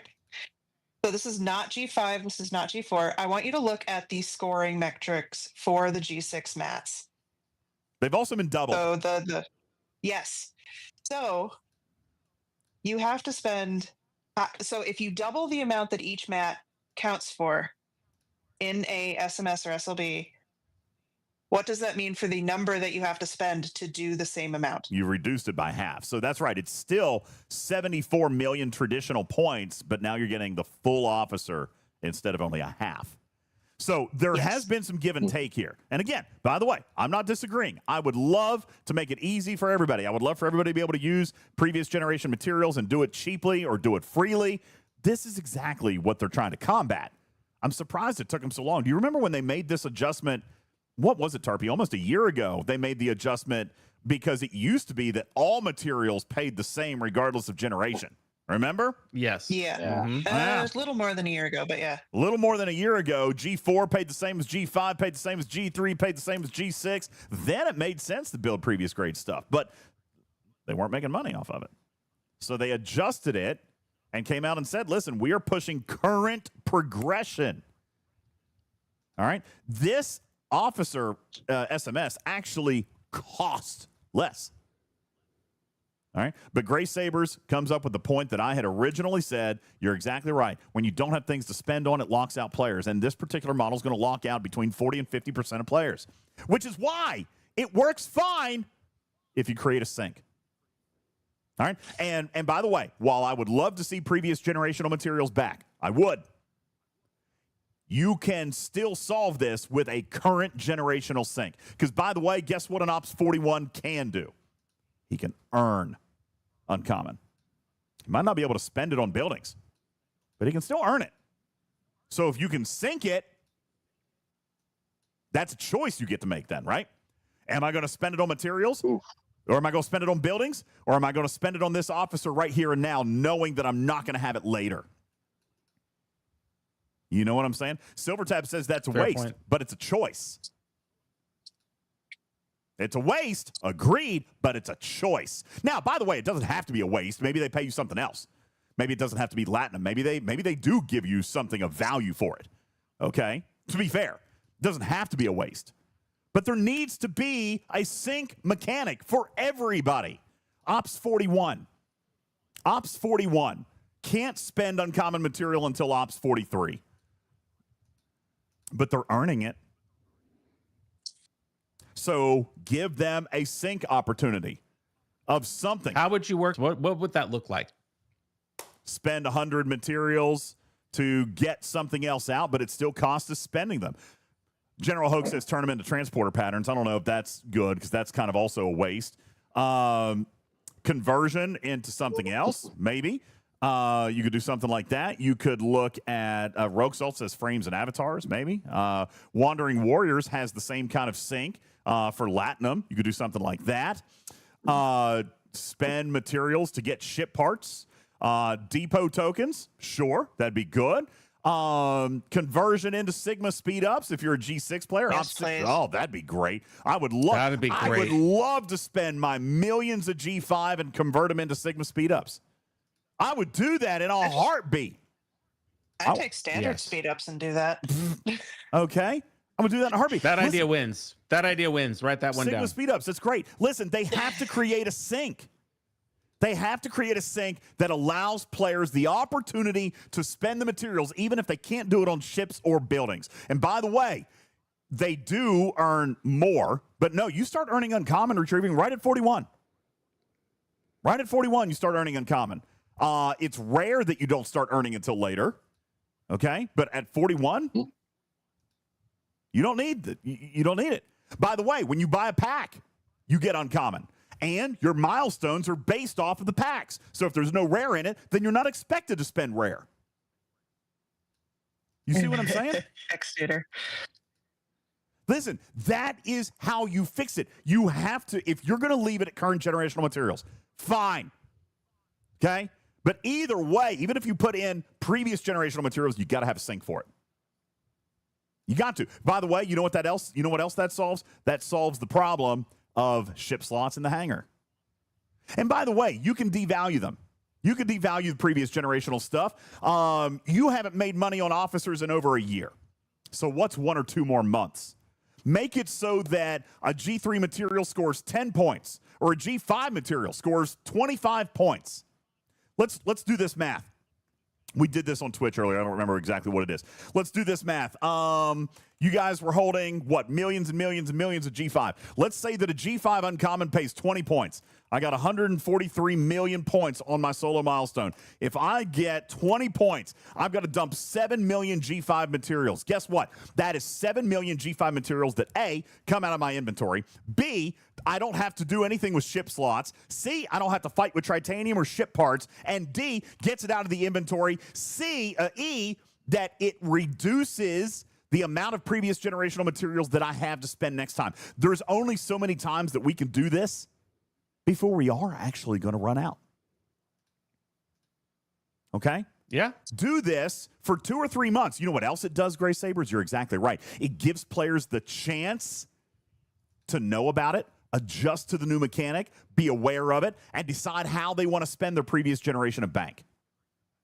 Now, Cruzito, we're not talking about spending $99.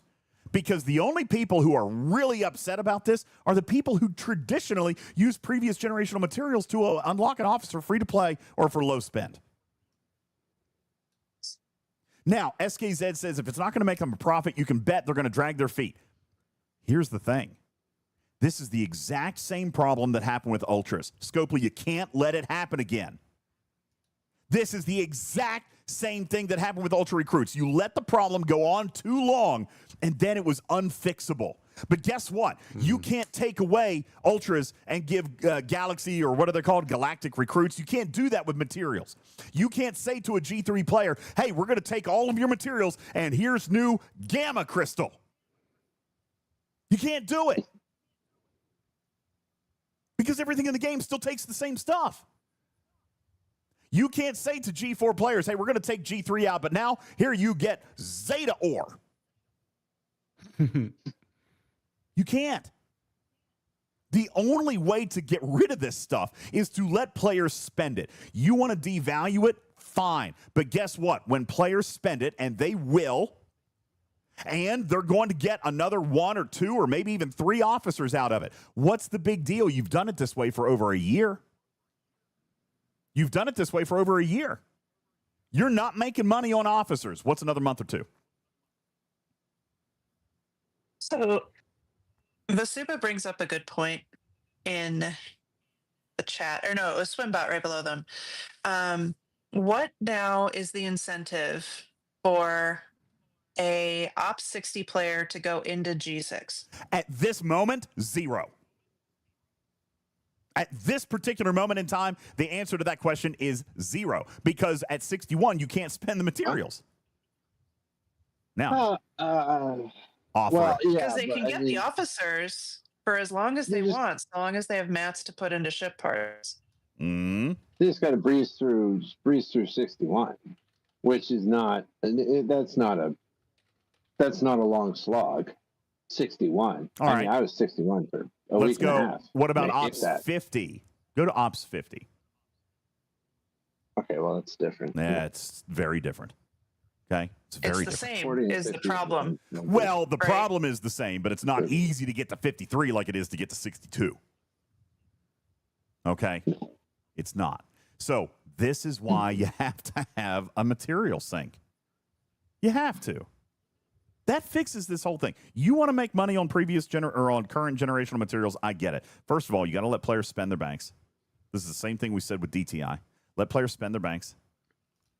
Okay? What's another month or 2? Do this kind of conversion right here. 7 million mats to finish a milestone. All right, they're going to do that once, maybe twice. They can't keep doing that forever. Okay? I mean, they're not making 7 million mats a month. I promise. Nope. I'd be willing to bet that even the game's biggest whales aren't buying 7 million mats a month. Cruzito, How many G5 materials come in one of your Ops 70 packs? Even if you bought 20 packs, you're not earning 7 million materials. It should be the same amount as in your packs, DJ. All so right. it can go up significantly. Well, I'm not going to take the time to look at this particular moment, if it did. Yeah. You're talking about the station pack again?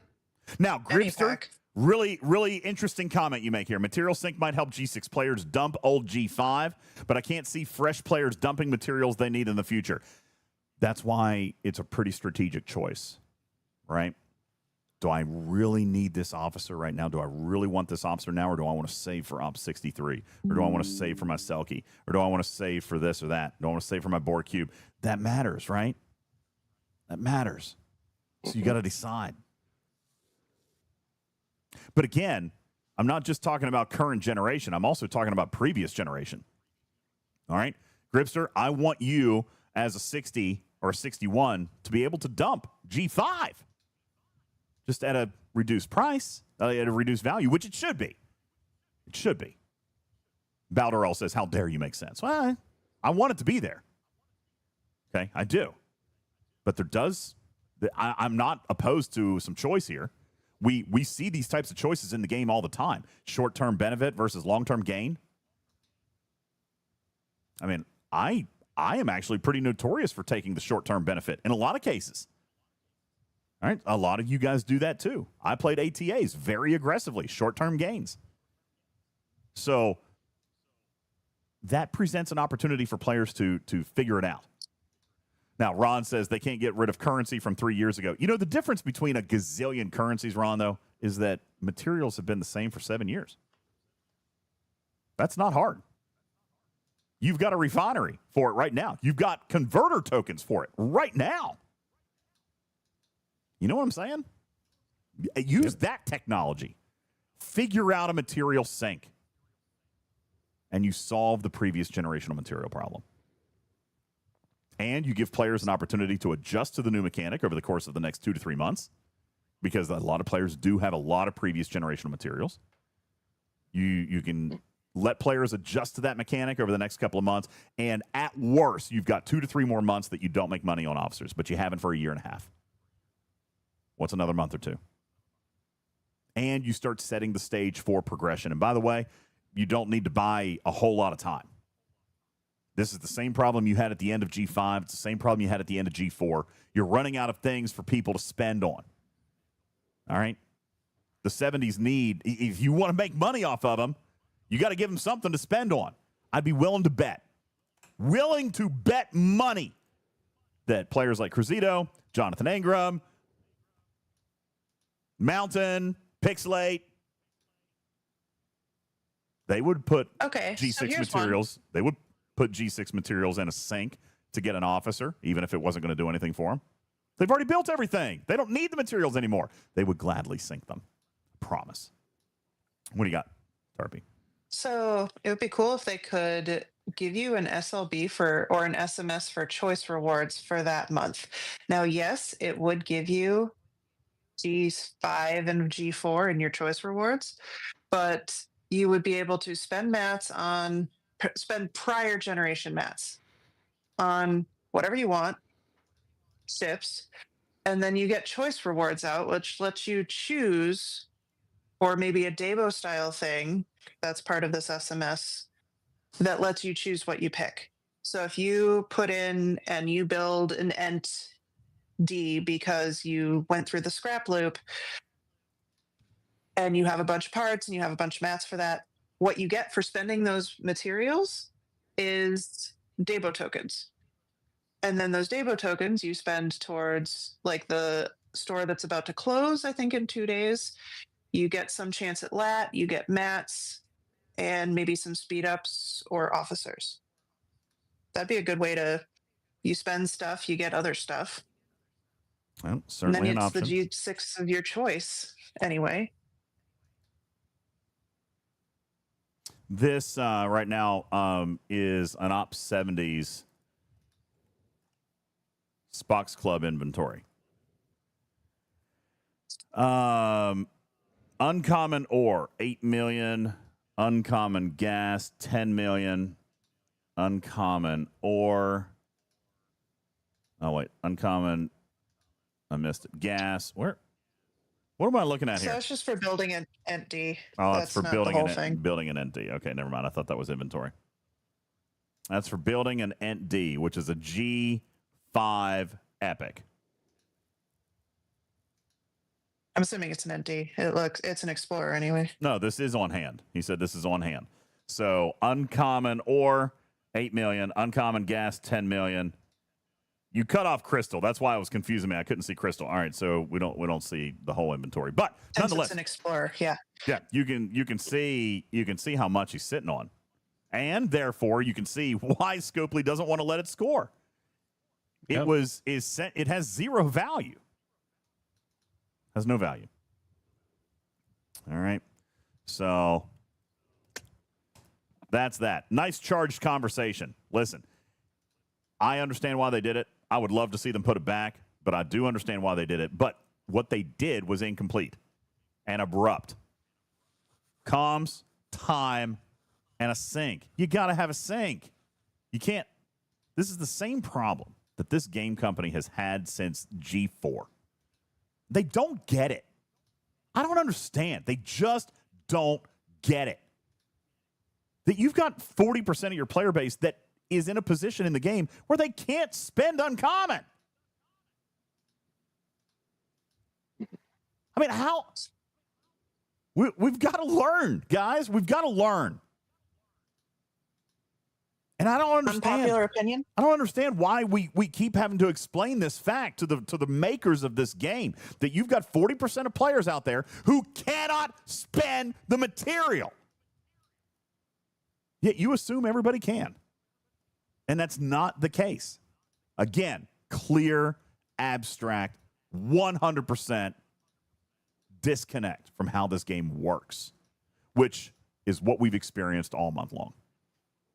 Absolute blind event design with no insight into how this game actually works. That's discouraging. Point blank. It is point blank. Sorry. I'm not sorry. You guys got to figure it out, man. I mean, the people who write these events, they need to know how the game works. Sorry, you can't afford me. Can I provide an unpopular opinion? Can't afford me.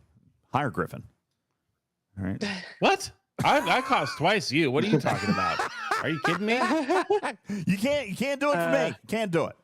All right, Tarpy, what do you got?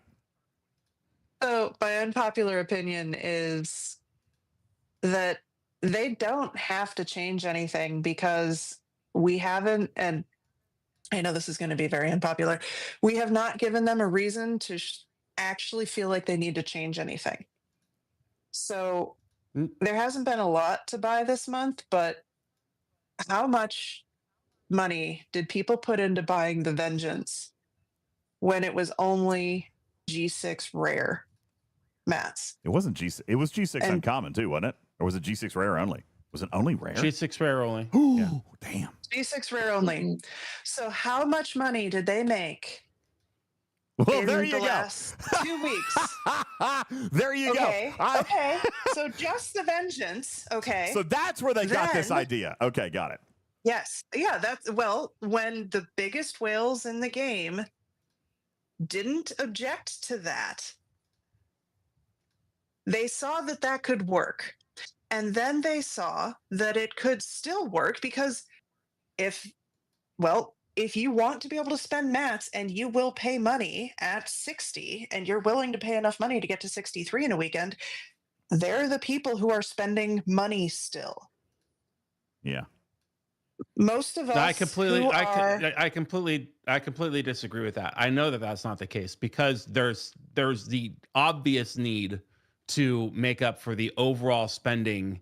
That's a misnomer that the whales, they don't carry 70% of this game. When there's a month that people generally are not participating in because generally the sentiment is poor, i.e. this month, I mean, you cannot, it's not Griffin's fault. It's not. That's a fallacy because the overwhelming support of the game, $100, $20 at a time, it adds up far more than you are giving it credit to by taking that particular stance. just because a certain group of people spent money on this Vengeance, which is great, and you're right, they did, and you're right, it did make a lot of money for the game. That does not replace what you see coming in on the back of the shitty month. I'll tell you that right now. Well, I can't tell you numbers, but I'll tell you that's not true. Is the fact that for the last several years, we have seen Scopely pull stuff like this. And how much money has DJ spent of his own money? How much money have I spent of my own money? How much money has Matters spent? And I'm not asking for actual numbers. I'll say it's more than $20 of my own money. We all know that at this point. And I'm free to play. I don't know what you're talking about. Yeah, exactly. So we see them do this. They don't have a real reason to stop, because when they do this, and every time they do, we will buy something later. And I will counterpoint that I know where that argument comes from, because I hear it in the voice that it's spoken, and I can't agree with it less. It's just not true. It's not true. I'm also going to point out, though, that as crazy as it sounds, Vengeance didn't make a ton of money. It made some money, but a lot of this is what people, those level 70s, had already. Now, I say, it didn't make a lot of money, but it didn't generate a lot of sales because these people had this material already sitting around from when they went to 70. I will tell you this. I placed, I think, third. I could have placed first if it weren't for the damn contractor who I had to fire. Yeah. I spent more money maxing the building than I did on the Vengeance. Yeah. The Vengeance was a result of spending stores, spending stuff that had already been accumulated, whether through events, whether through other pack purchases, et cetera, et cetera. But it didn't make a ton of cash. All right. And that's what Scopely's trying to figure out how to get back to. Officer auctions used to be it. This game ran off of officer auctions. We used to hate it. We used to make fun of it all the time about how officer auctions were the thing. But I'm gonna bring this full circle. Did you know that the reason that we're all swimming in materials these days, all right, is not because we don't have things to spend it on? I mean, it's because we're not spending it on officers. There's not enough to spend it on, guys. The efficiencies have outpaced the game. You know what you need? You know what you need? And this is going to sound so bad, but I'm going to go with it. Do you remember double apex triple shred? Do you remember when the Galaxy Tree came out and we talked about how expensive it was in materials compared to the first part of the Galaxy Tree? You remember? Well, yeah, that and the other currency you needed to get all the way through it. Yes. Yes, that's right. You know what you need right here? Mm-hmm. Honestly, you need a research tree, a really expensive research tree. And I know that sounds crazy. That was Lorca. That was Khan. Yeah, but it doesn't cost materials. You need a place for people to sink materials. I can't say it enough. You need a material sink. Either just give me a place to sink it, just give me a refined bundle just to get rid of it, or put me a research tree in something. You got to be able to spend materials in this game. And Dolomite Primes have ruined the economy. I'm going to come back to that. That's my final thing. Dolomite Primes ruined the game. I maintain it. I've said it for how long have those things been out? A year and a half? All right. I've said it. I've been saying it. Dolomite Primes ruined the game. Efficiencies have outpaced the ability to spend in this game. DJ, I totally agree. I just did the math for myself and was looking at what uncommons do I have in G5, and I have enough uncommons in G5 just sitting there. I could do 80 million points and do the whole thing. The problem is I don't and I could do it probably 3 times over. Wow. I don't have anywhere to spend them. I can go and get some blueprints and I can try, but even after that, I could take an uncommon to tier 7, tier 8, tier 9, and I'd probably do maybe 20 million points. Yeah.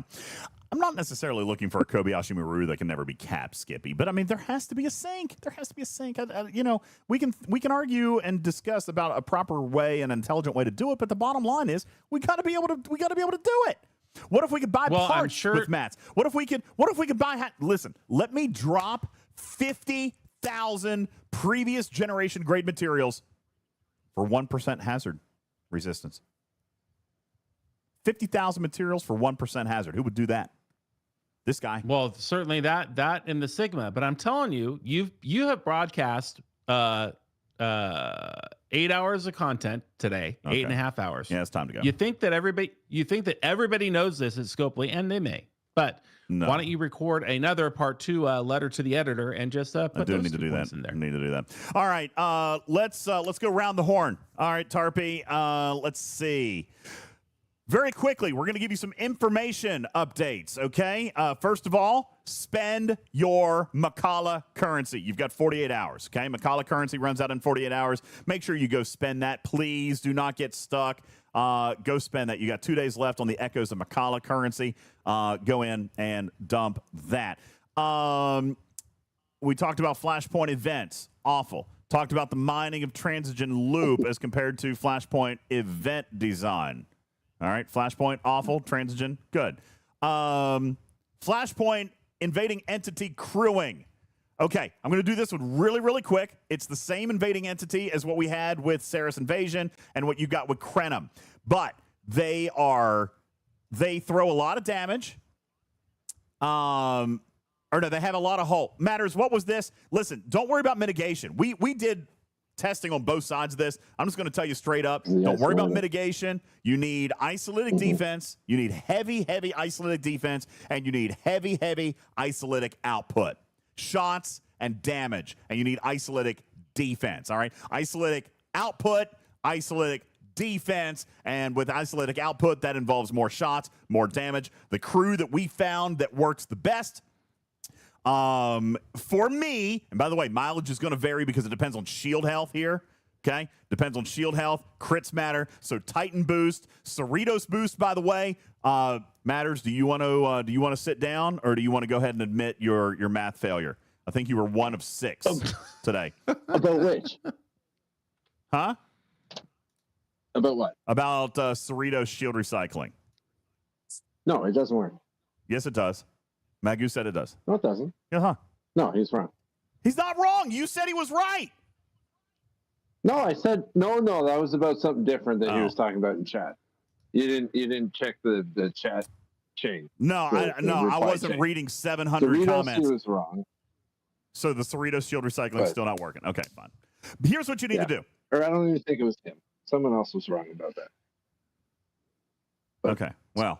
He was right about Cerritos, which was something different. Cerritos helps. Max fortification definitely helps. Okay, definitely helps. You may not need it, but it definitely helps. If you are, listen, I died miserably to a 66 rare and then did a max fort and a Cerritos boost, and I crushed it. Okay, the boosts make a huge difference. The crew that I ended up going with earlier was Janeway, Paris, DeMarco on the bridge. And by the way, Paris was only up there for synergy to Janeway. That's it.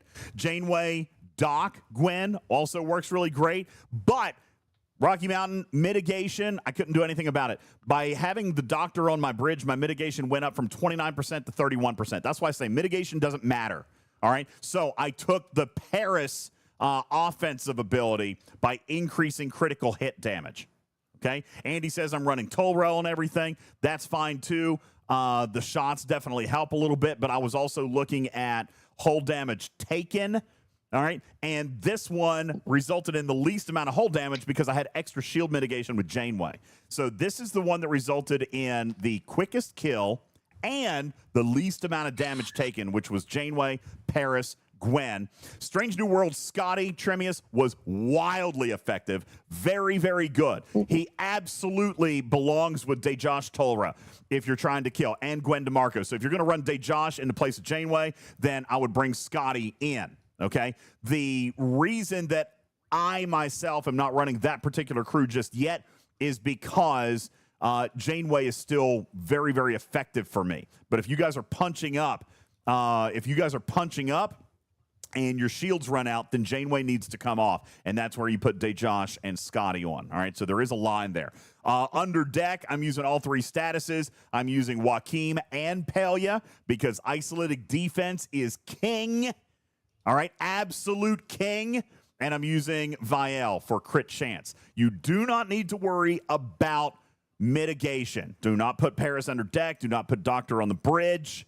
Do not put Walk McCoy under deck. Mitigation does not matter. We stacked as much mitigation as we could possibly get. We went from 29% to 31%. These Vanguards are absolutely stacked with statistics. You will not overcome them with any combination of officers, exos, research, nothing. Nothing that you've got right now will do anything for the stats that these guys have on them. Do not worry about your mitigation. Okay? But worry about their mitigation, which is why you want to put Scotty below deck to reduce their mitigation. No.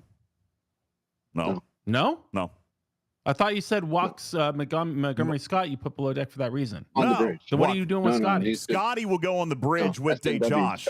Yeah, SNW Scotty will go on the bridge with DJz if I get to that point. Oh, well, you can't just say Scotty. Sorry, Strange New World Scotty. The brand Scotties in the game, you terrible content creator. Right, yeah, Walk Scotty does nothing. We're talking about Strange New World Scotty, okay? Below deck, though, you do want isolated defense. You need Pelia and Joaquim. I know Pelia is small, but she makes a difference.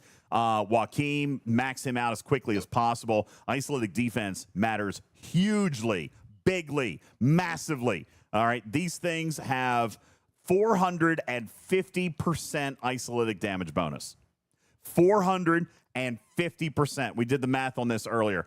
450% isolated damage output. You have got to mitigate as much of that as you possibly can.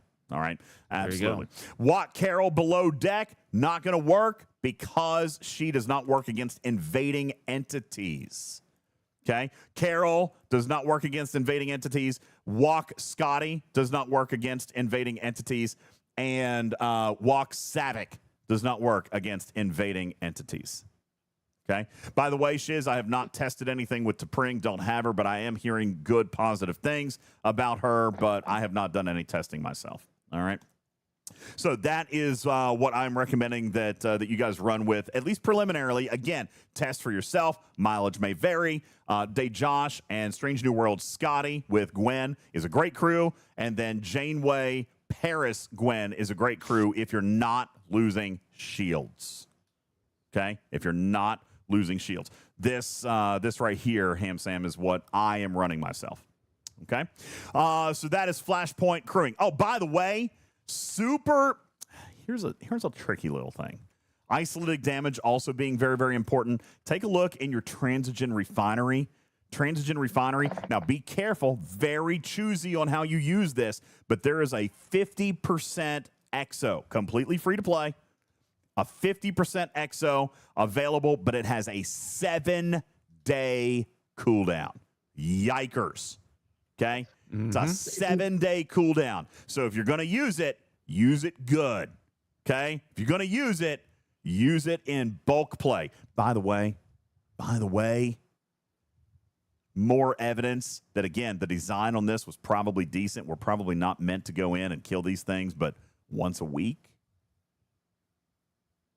Just throwing that out there for the live ops designer who says that we need to run it on a very specific date and time and then run it again on the next day at a very specific date and then run all these and run these more and then run on a different event. And, just in case the event runners missed the memo from game design, these exos have a 7-day cooldown. Just in case we were looking for any indication on how often we should be running them. All right. So there's that. Quick note. Don't use T'Pring. She's not going to work. Ouchies. Somebody in chat said T'Pring, and you don't have her yet, so you haven't tried her yet. But don't use her. She's not going to work. Even if she did work against invading entities, that's just regular mitigation, which is not going to help. Pointless. That's right. Regular mitigation. You're exactly right. Let's take a look.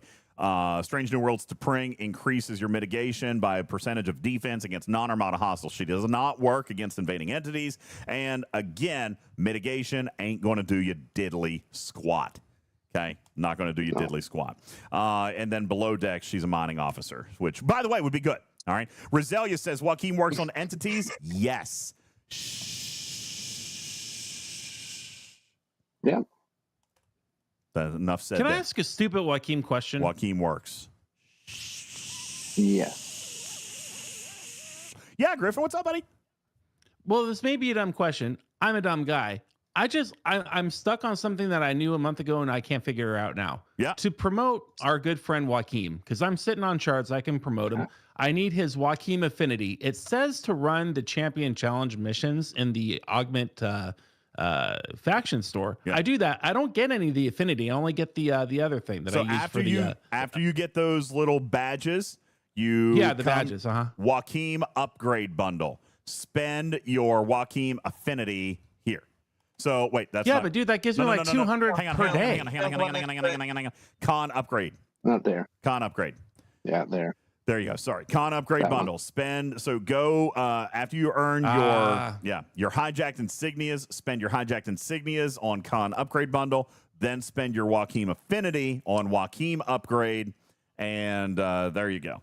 That's also Thank you. It was hiding in that second bundle. Yeah, thank you. My fault. Drive me nuts. Mm-hmm. Yeah. That also becomes your infinity unlimited source of common wrath credits as well. Just throwing that out there, which will give you extra pulls of away teams speed ups, et cetera, et cetera. All right. Let's see. The Ferengi. There was this question in chat. The Ferengi, the 12-day events, will they overlap with the next IMS? Short answer is yes. Long answer is your server probably won't get there in time. Okay? Take a look. All right. Yeah. The event runs again in what, Tarpy? 5 more days, right? Something like that. Isn't it 3? Doesn't it? No, it starts Thursday. It starts on Thursday. Right. So, here's the deal. It starts on Thursday, 5 days from now. Unless your server is going to clear both IMS 1 and 2 in basically 24 hours, which is not likely, then I would say you probably should try to finish your seasonal Ferengi Exchange Hurok offensive now. While you can at least do something for this IMS, because, again, without drastic changes from the ops team, the Flashpoint events are not likely to overlap. Again, by the calendar, they will, but by your server's progression, it is very, very unlikely, okay? Mm-hmm. Without massive changes, okay? So I would probably go ahead and do it now if you can. It looks like I need to do 1 or 2 more, so I'll probably go ahead and knock it out, okay? Just get it done. Because it's not likely to overlap with the next time that you'll have a chance. Okay? Let's see. Anything else that I had on our list? Echoes of Makala, 2 days left. Go ahead and get that. Ferengi Event Store, Battle Pass, huge win. That's great. I did see Andy ask earlier, what are you buying out of the Ferengi Event Store? Again, as a level 70, I don't know what you're buying. Me, the first thing that I am buying is relativity parts. That is the first thing that I will be buying out of this thing. So I'll be all over that, and then it's the same as last month. Get your McCoy maxed out there. Go for McCoy. Okay, fair point. Fair point. War room. McCoy will be good. All right, officers, that's right. Savick is in here as well. Savick also very, very good.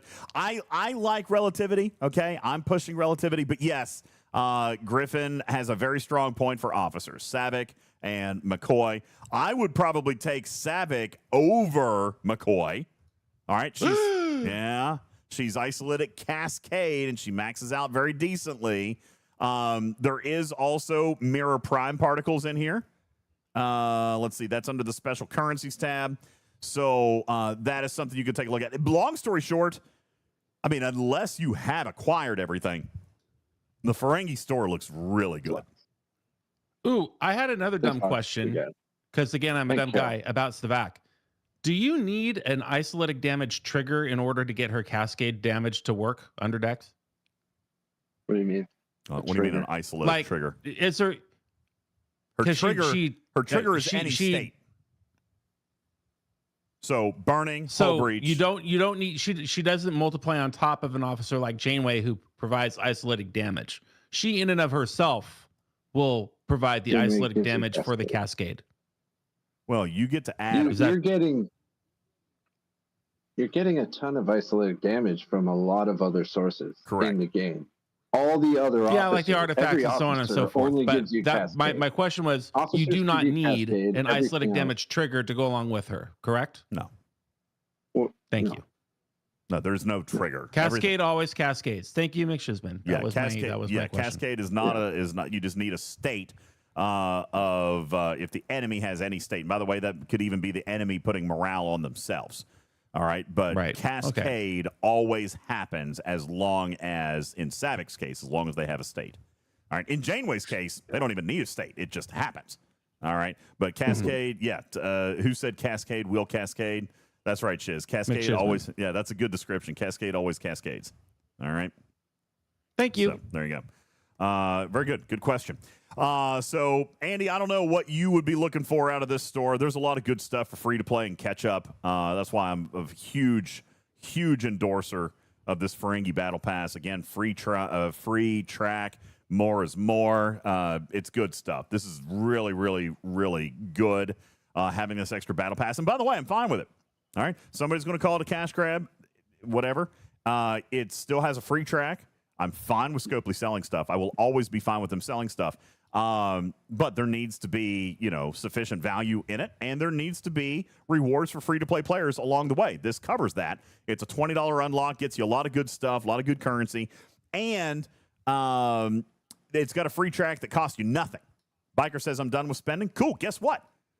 You don't have to spend a dime. You're still going to get stuff, all right, which is absolutely fantastic. Tarpy did the math for us. I don't remember what it was, 40 or 50,000, 60,000 currency. Hold on. Give me 10 seconds. Yeah, it's a good payout for doing nothing other than engagement. So, and the Ferengi store is on fairly current stuff, says Shiz. Yeah, it's a great ad. And honestly, I think it's an appropriate ad. It was time for them to refresh a Battle Pass because, let's be honest, how many people are still buying Wave Defense Battle Pass? How many people are still buying Territory Capture Season Pass? I don't think a lot of people are doing that, which is why they probably wanted to come up with a new Battle Pass. I saw a comment where somebody was like, yeah, they're up to like 6 different Battle Passes. Yeah, but most people aren't buying the other ones. That's why. If they were paid only, it would be a problem. If it's but they all have free tracks for a track. Yeah. They all have free tracks. Ben Sai says, I can't do the events. They're impossible. Really? What? Well, I mean, back to the beginning of the show. Yes, we agree. The events this month have been bad. We're not talking about Flashpoint. We're talking about the Ferengi Battle Pass events. They're just Battle Pass events. You can't. Well, you're talking about that. He's probably talking about Flashpoint. All right. Well, let's not confuse the two. We're not talking about Flashpoint. We're talking about Ferengi, and those events are just basic, normal Battle Pass events. Very, very simple, low engagement. Just go out and do them. If you're looking for where they are, go under Season Pass. Okay, they don't show up in the events tab like a normal Battle Pass. All right. That's right. I agree, Burton. The Ferengi Battle Pass events are way more refreshed, way more current, and way more relevant. Mm-hmm. I love the Ferengi Battle Pass events. I wish they would take that and put it in the traditional Battle Pass. All right. But yeah, check under the Season Pass tab, and you will see Daily Ferengi Exchange, and then there will be an event there. Okay. Today's, for example, is Zindi. You can do Reptilian or Aquatic. Aquatic is paying double points. You gotta kill a handful of them. All right. Depends on what you can kill. My milestones are probably high. Spock says Wave Defense Battle Pass still has value because the extra solo wave starts. The free track is, again, fine, Spock, but we actually did the math on that. After 5 months, you would have been better off just buying Prime Start. So it depends on how long you're going to buy Wave Defense Battle Pass. I've dropped out of buying Wave Defense Battle Pass, as I'm sure a lot of people have, because they shot themselves in the foot by selling a Prime that destroyed an actual timeline of economy in that feature. So if you bought Prime Start, you basically never need to buy Wave Defense Battle Pass ever again. So after 5 months, the value proposition shifts towards the Prime. And again, that was where they wanted to take $100 up front to sacrifice $20 a month that in 5 months, no one, they lost out on that proposition. Now, we as players gained. We gained on that. 5 months of buying the Battle Pass or 1 Prime, and it gives us forever return, we're the ones that gained on that. So I'm fine with it. But that's an example of a Battle Pass that Scopely's probably not selling a bunch of anymore because they sold the Prime, and it basically replaces the Battle Pass. You see what I'm saying? So, yes, I would agree, Spock. If you don't have Prime Start, then the Wave Defense still has value, but how many times are you going to buy that before you would have been better off just buying Prime Start? You see what I'm saying? If you're going to buy Wave Defense Battle Pass every single month, save yourself. You'll spend a few more bucks up front, right? Which is what Scopely wanted. Cash now. 1-877 cash now, or whatever it is. All right. They wanted $100 right then instead of $20 a month forever. Tells you about the thinking process there. They wanted $100 right now, one time, instead of $20 a month forever. See what I'm saying?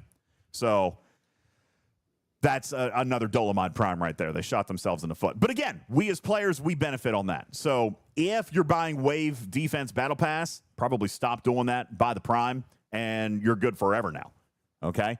But an example of a Battle Pass that's no longer being bought. Territory Capture. Who buys that Battle Pass? And even then, it's $50. And it's a pain in the butt to do. I haven't bought that in ages. I actually have to show up for my team and participate? Ew, what? Gross. That's right. And by the way, Prime Starts is not just solo, but it's also Polygon, which is super big. Okay. That's what I like. Super big.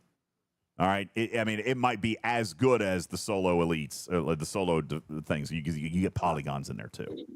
All right. So you get like a start every other day, which is 3.5 times what you get for free. It also gives rare formation Armada starts, but I think that those have probably fallen off a little bit. There are probably still a lot of now. By the way, they would have fallen off even more now because we've got different artifact sourcing with transgen.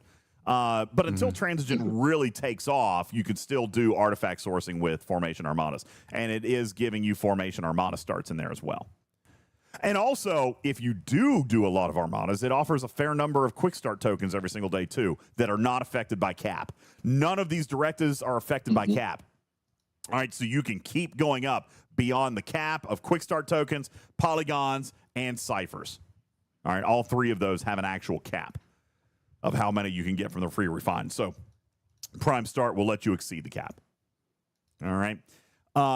If you're big in helping out your alliance, Quick Start is good. They'll love you for the polygons. Yeah, I ran polygons. I think I ran 5 polygons yesterday.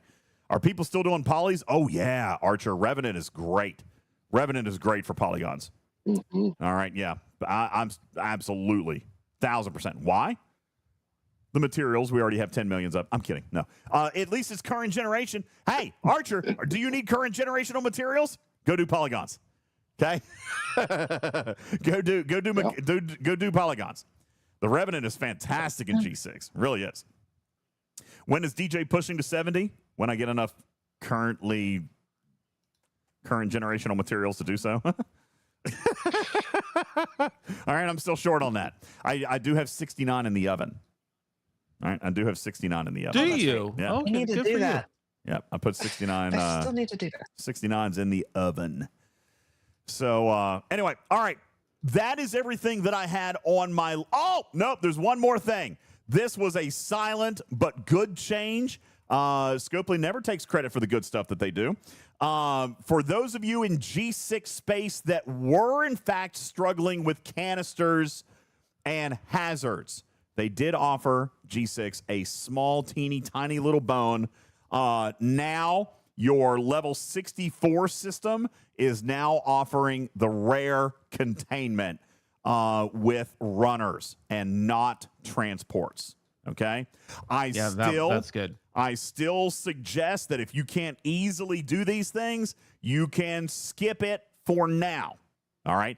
But they did offer G6 a little bit of a bone and converted the level 64 system away from 62 transports and added 64 runners. Blaze says, oh, great, another hostile I can't kill. Listen, that is actually a good thing, Blaze. But again, I'm going to point out, if you can't do the canister loop, then who cares? Don't. Okay? It's a bonus. It is extra. It is stretch goal. Okay? It has a lower hazard percentage, and therefore it'll let people go in and get the canisters a little bit easier. All right? But that's if you can. If you still can't, then, again, don't stress about it. But this does allow players an opportunity to, because before, the earliest you could get rare canisters was in a 300% hazard system. Yep. All right. That was the earliest. At least now it's a 200% hazard system. Makes it a little bit easier. I'll take any improvement that we can actually get. But just so you know, that was changed literally within the last 48 to 72 hours. We don't even know when. They didn't announce it. It just changed. Okay? What's the payout difference from them? From 62 to 66? Do you have the chart? Huh? I've got the chart. Yeah. Payout difference between what? Yeah. A 62 and a 66? The 62 and the 66. Payout difference is approximately 700 containment. And by the way, you're right. With your loot crew. You're right, by the way, Archer. The Curad system, the level 66 was 200%, but it was also a level 66 hostile that was kicking everybody's ass. Okay? Yep. It was super hard. So they basically, you're right. So it wasn't necessarily about the hazard. It was, but they introduced a level 62 hostile. All right. So thank you, Burton, for correcting. It was always a 200 hazard system, but the 66 level hostile. All right. Now you can actually kill a level 62 level hostile and still get containment. All right. Archer said it wasn't Archie, that bad. You have to remember he's very squishy. Bro. So take that into account. Yeah, dude, I could only get 6. I could get 6 kills. 6. Oh, you suck. Right. What? Listen, a lot of people couldn't do it at all. That's what she said. Well, that's just because of the hazards, though. That's got nothing to do with the. Well, could also be warp range. Could have also been warp range. Okay. Yeah. And let's not pretend that the level that size of hostile 66 was big. Hey, what about any 61, 62, 63? They going to go up and kill 66 hostiles? Easy? No. Okay, just saying. Take the win. Well, I hope DJs that I hope that we've given everybody a lot of peace of mind out there, and remind everybody that as you wake up tomorrow and you put your feet on the ground, do not be grumpy that you cannot max pull your stupid canisters in the dumb refinery. Yeah. And you do officially have the Kitty Cat's official permission to just skip it in its entirety, and you're still not going to completely miss out. You needed permission. They're artifacts, people. They're artifacts. Come on. Anyway. And artifacts are great. I love artifacts. I've always loved artifacts, and this is a great sourcing of artifacts. You can do a little bit faster with canisters, but you can still do it with mining. All right? And that is the core piece of it. Do it with the mining. Get a little extra out of the canisters. If you can, it's the stretch. Okay? There you go. That is the only thing that I had on my list. I would like to remind you, we are 5 days away from meeting up in San Diego, which is very, very exciting. I'm going to let you know more. If you got an email from me to confirm that, then I will be sending your information and some more details out early this week. I've got to get with the promoter on that. Listen, we ended up, I'm going to apologize now. There's a few people. No, there's a few people on the wait list. They gave me 100 tickets, Griffin, and within 24 hours, they were gone. Not even 24 hours. It was about 13 hours. They were gone. Well, our last meetup in Miami was wildly successful, and this has the additional draw of, not being in Miami and being right next door to Comic-Con. Yeah, this is going to be so great. But I will apologize ahead of time if anybody got waitlisted, because even people who filled out the original form, we could not guarantee those tickets to everybody. So what I did is I emailed everybody from the form, and I said first come, first serve, and then 100 tickets gone, 13 hours. So that was it. There are some people that have responded after that. I had to put them on a wait list, and I'm still watching it very, very closely to hopefully, find a ticket if somebody else cancels, not even from our list, because there are other agencies involved with the ticket allocation. So if one of those tickets goes unclaimed, I've already put some of you guys on the wait list for unclaimed tickets. But it's going to be a fantastic party. Thank you guys. This is a big deal. This is not an open bar in a convention center room and that's it. There are crazy things happening. There are some very exclusive, awesome things that are happening. Some very cool guests are going to be there. Some wild entertainment is going to be there, and a very, very special surprise that maybe only Griffin and I know about. Very, very excited to reveal this to you guys. It will be a very exclusive event. When you leave the venue will be announced, Joker. They're asking where the event is specifically. All I'm allowed to tell you is Gaslamp District right now, okay? I will be able to tell you, hopefully, within the next 24 to 48 hours. But like I said, I will be emailing everybody confirmation on some of their stuff. Joker says, I bet Strange New Worlds actors will be dropping by. Can't say for sure, but... Can't say for sure. I mean, historically, if you know what happens at Comic-Cons, and you know that studios are involved, I mean, anyway... So it's going to be a lot of fun. So for those of you who have your tickets confirmed, we did all 100 of them, and I have none to spare, which is amazing. One of the people who got waitlisted said, "Well, now sounds like you're going to need a bigger venue next year." And I'll tell you, absolutely, and I will happily do it. This year, we just didn't know what to expect. You know what I'm saying? So we booked a place, got the thing, and sold out in 13 hours. I mean. If I had known that, then we could have done something bigger, but there was no way for us to know. You know, there was just now we know. Now we know. Next year we can step it up. Listen, I kind of hope we sell it out next year and the year after. I kind of hope that we sell it out every single year and keep growing and getting it bigger, because that just means we're going to be doing big stuff. And so very special thanks to everybody involved on the planning side of it. It's going to be an epic party.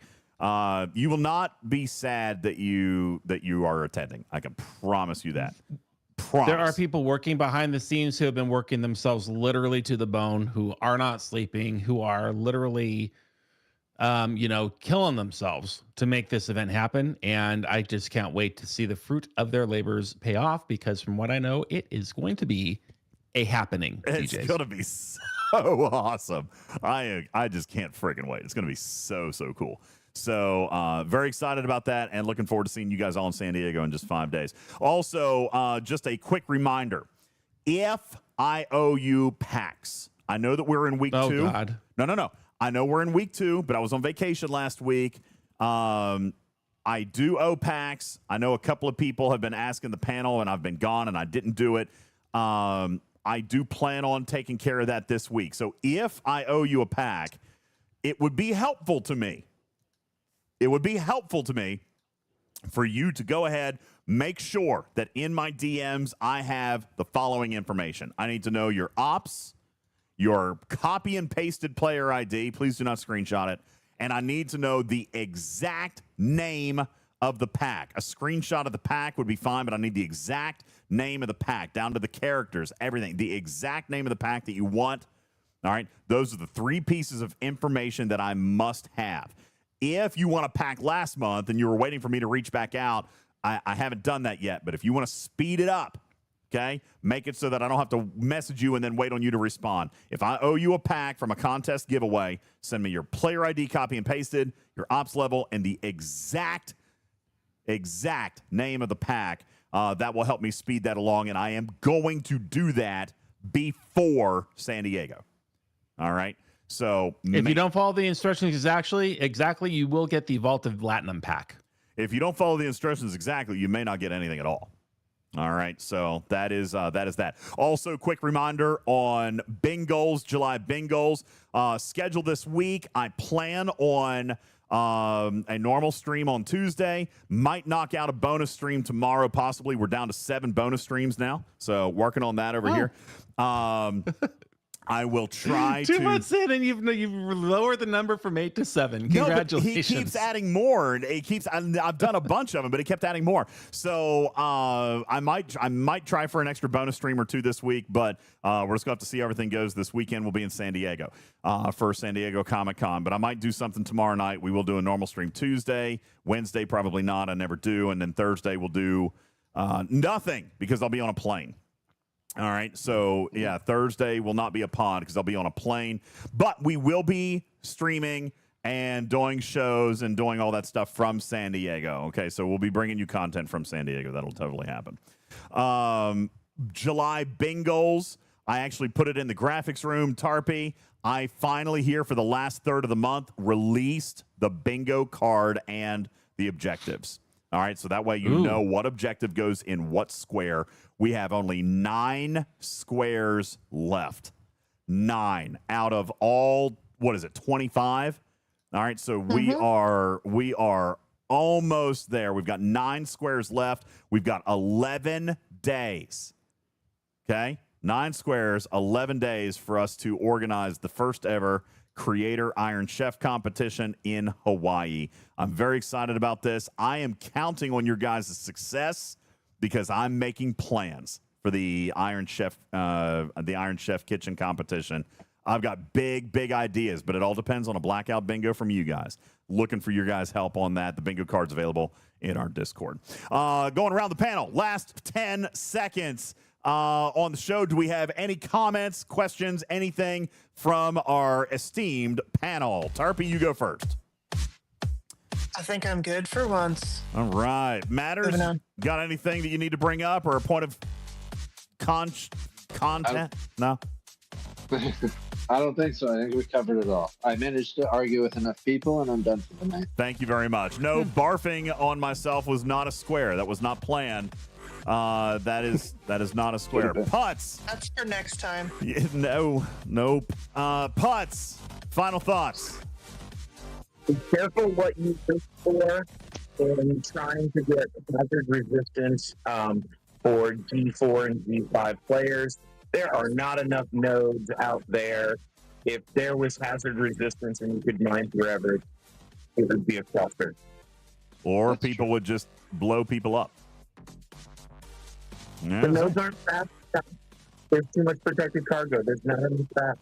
No. Oh, the nodes will be fast enough. I promise. The nodes will be fast enough. I'm going over cargo in a matter of minutes right now. So it'll get there. Just let that building mature a little bit. All right. 3-minute warning on dailies. Cruzito says, thank you to all the panel for the fireside chat you guys did on, when was that, Friday or Saturday? I heard that was great. Yeah. I wish I could have listened to it. I did not have a chance. I wish there was tape of that. It would have been great to listen to, but thank you very much for putting that on. That's right, Candid. I have G6 miners. But again, I'm telling you, the mining with that building, it's going to get there. I promise.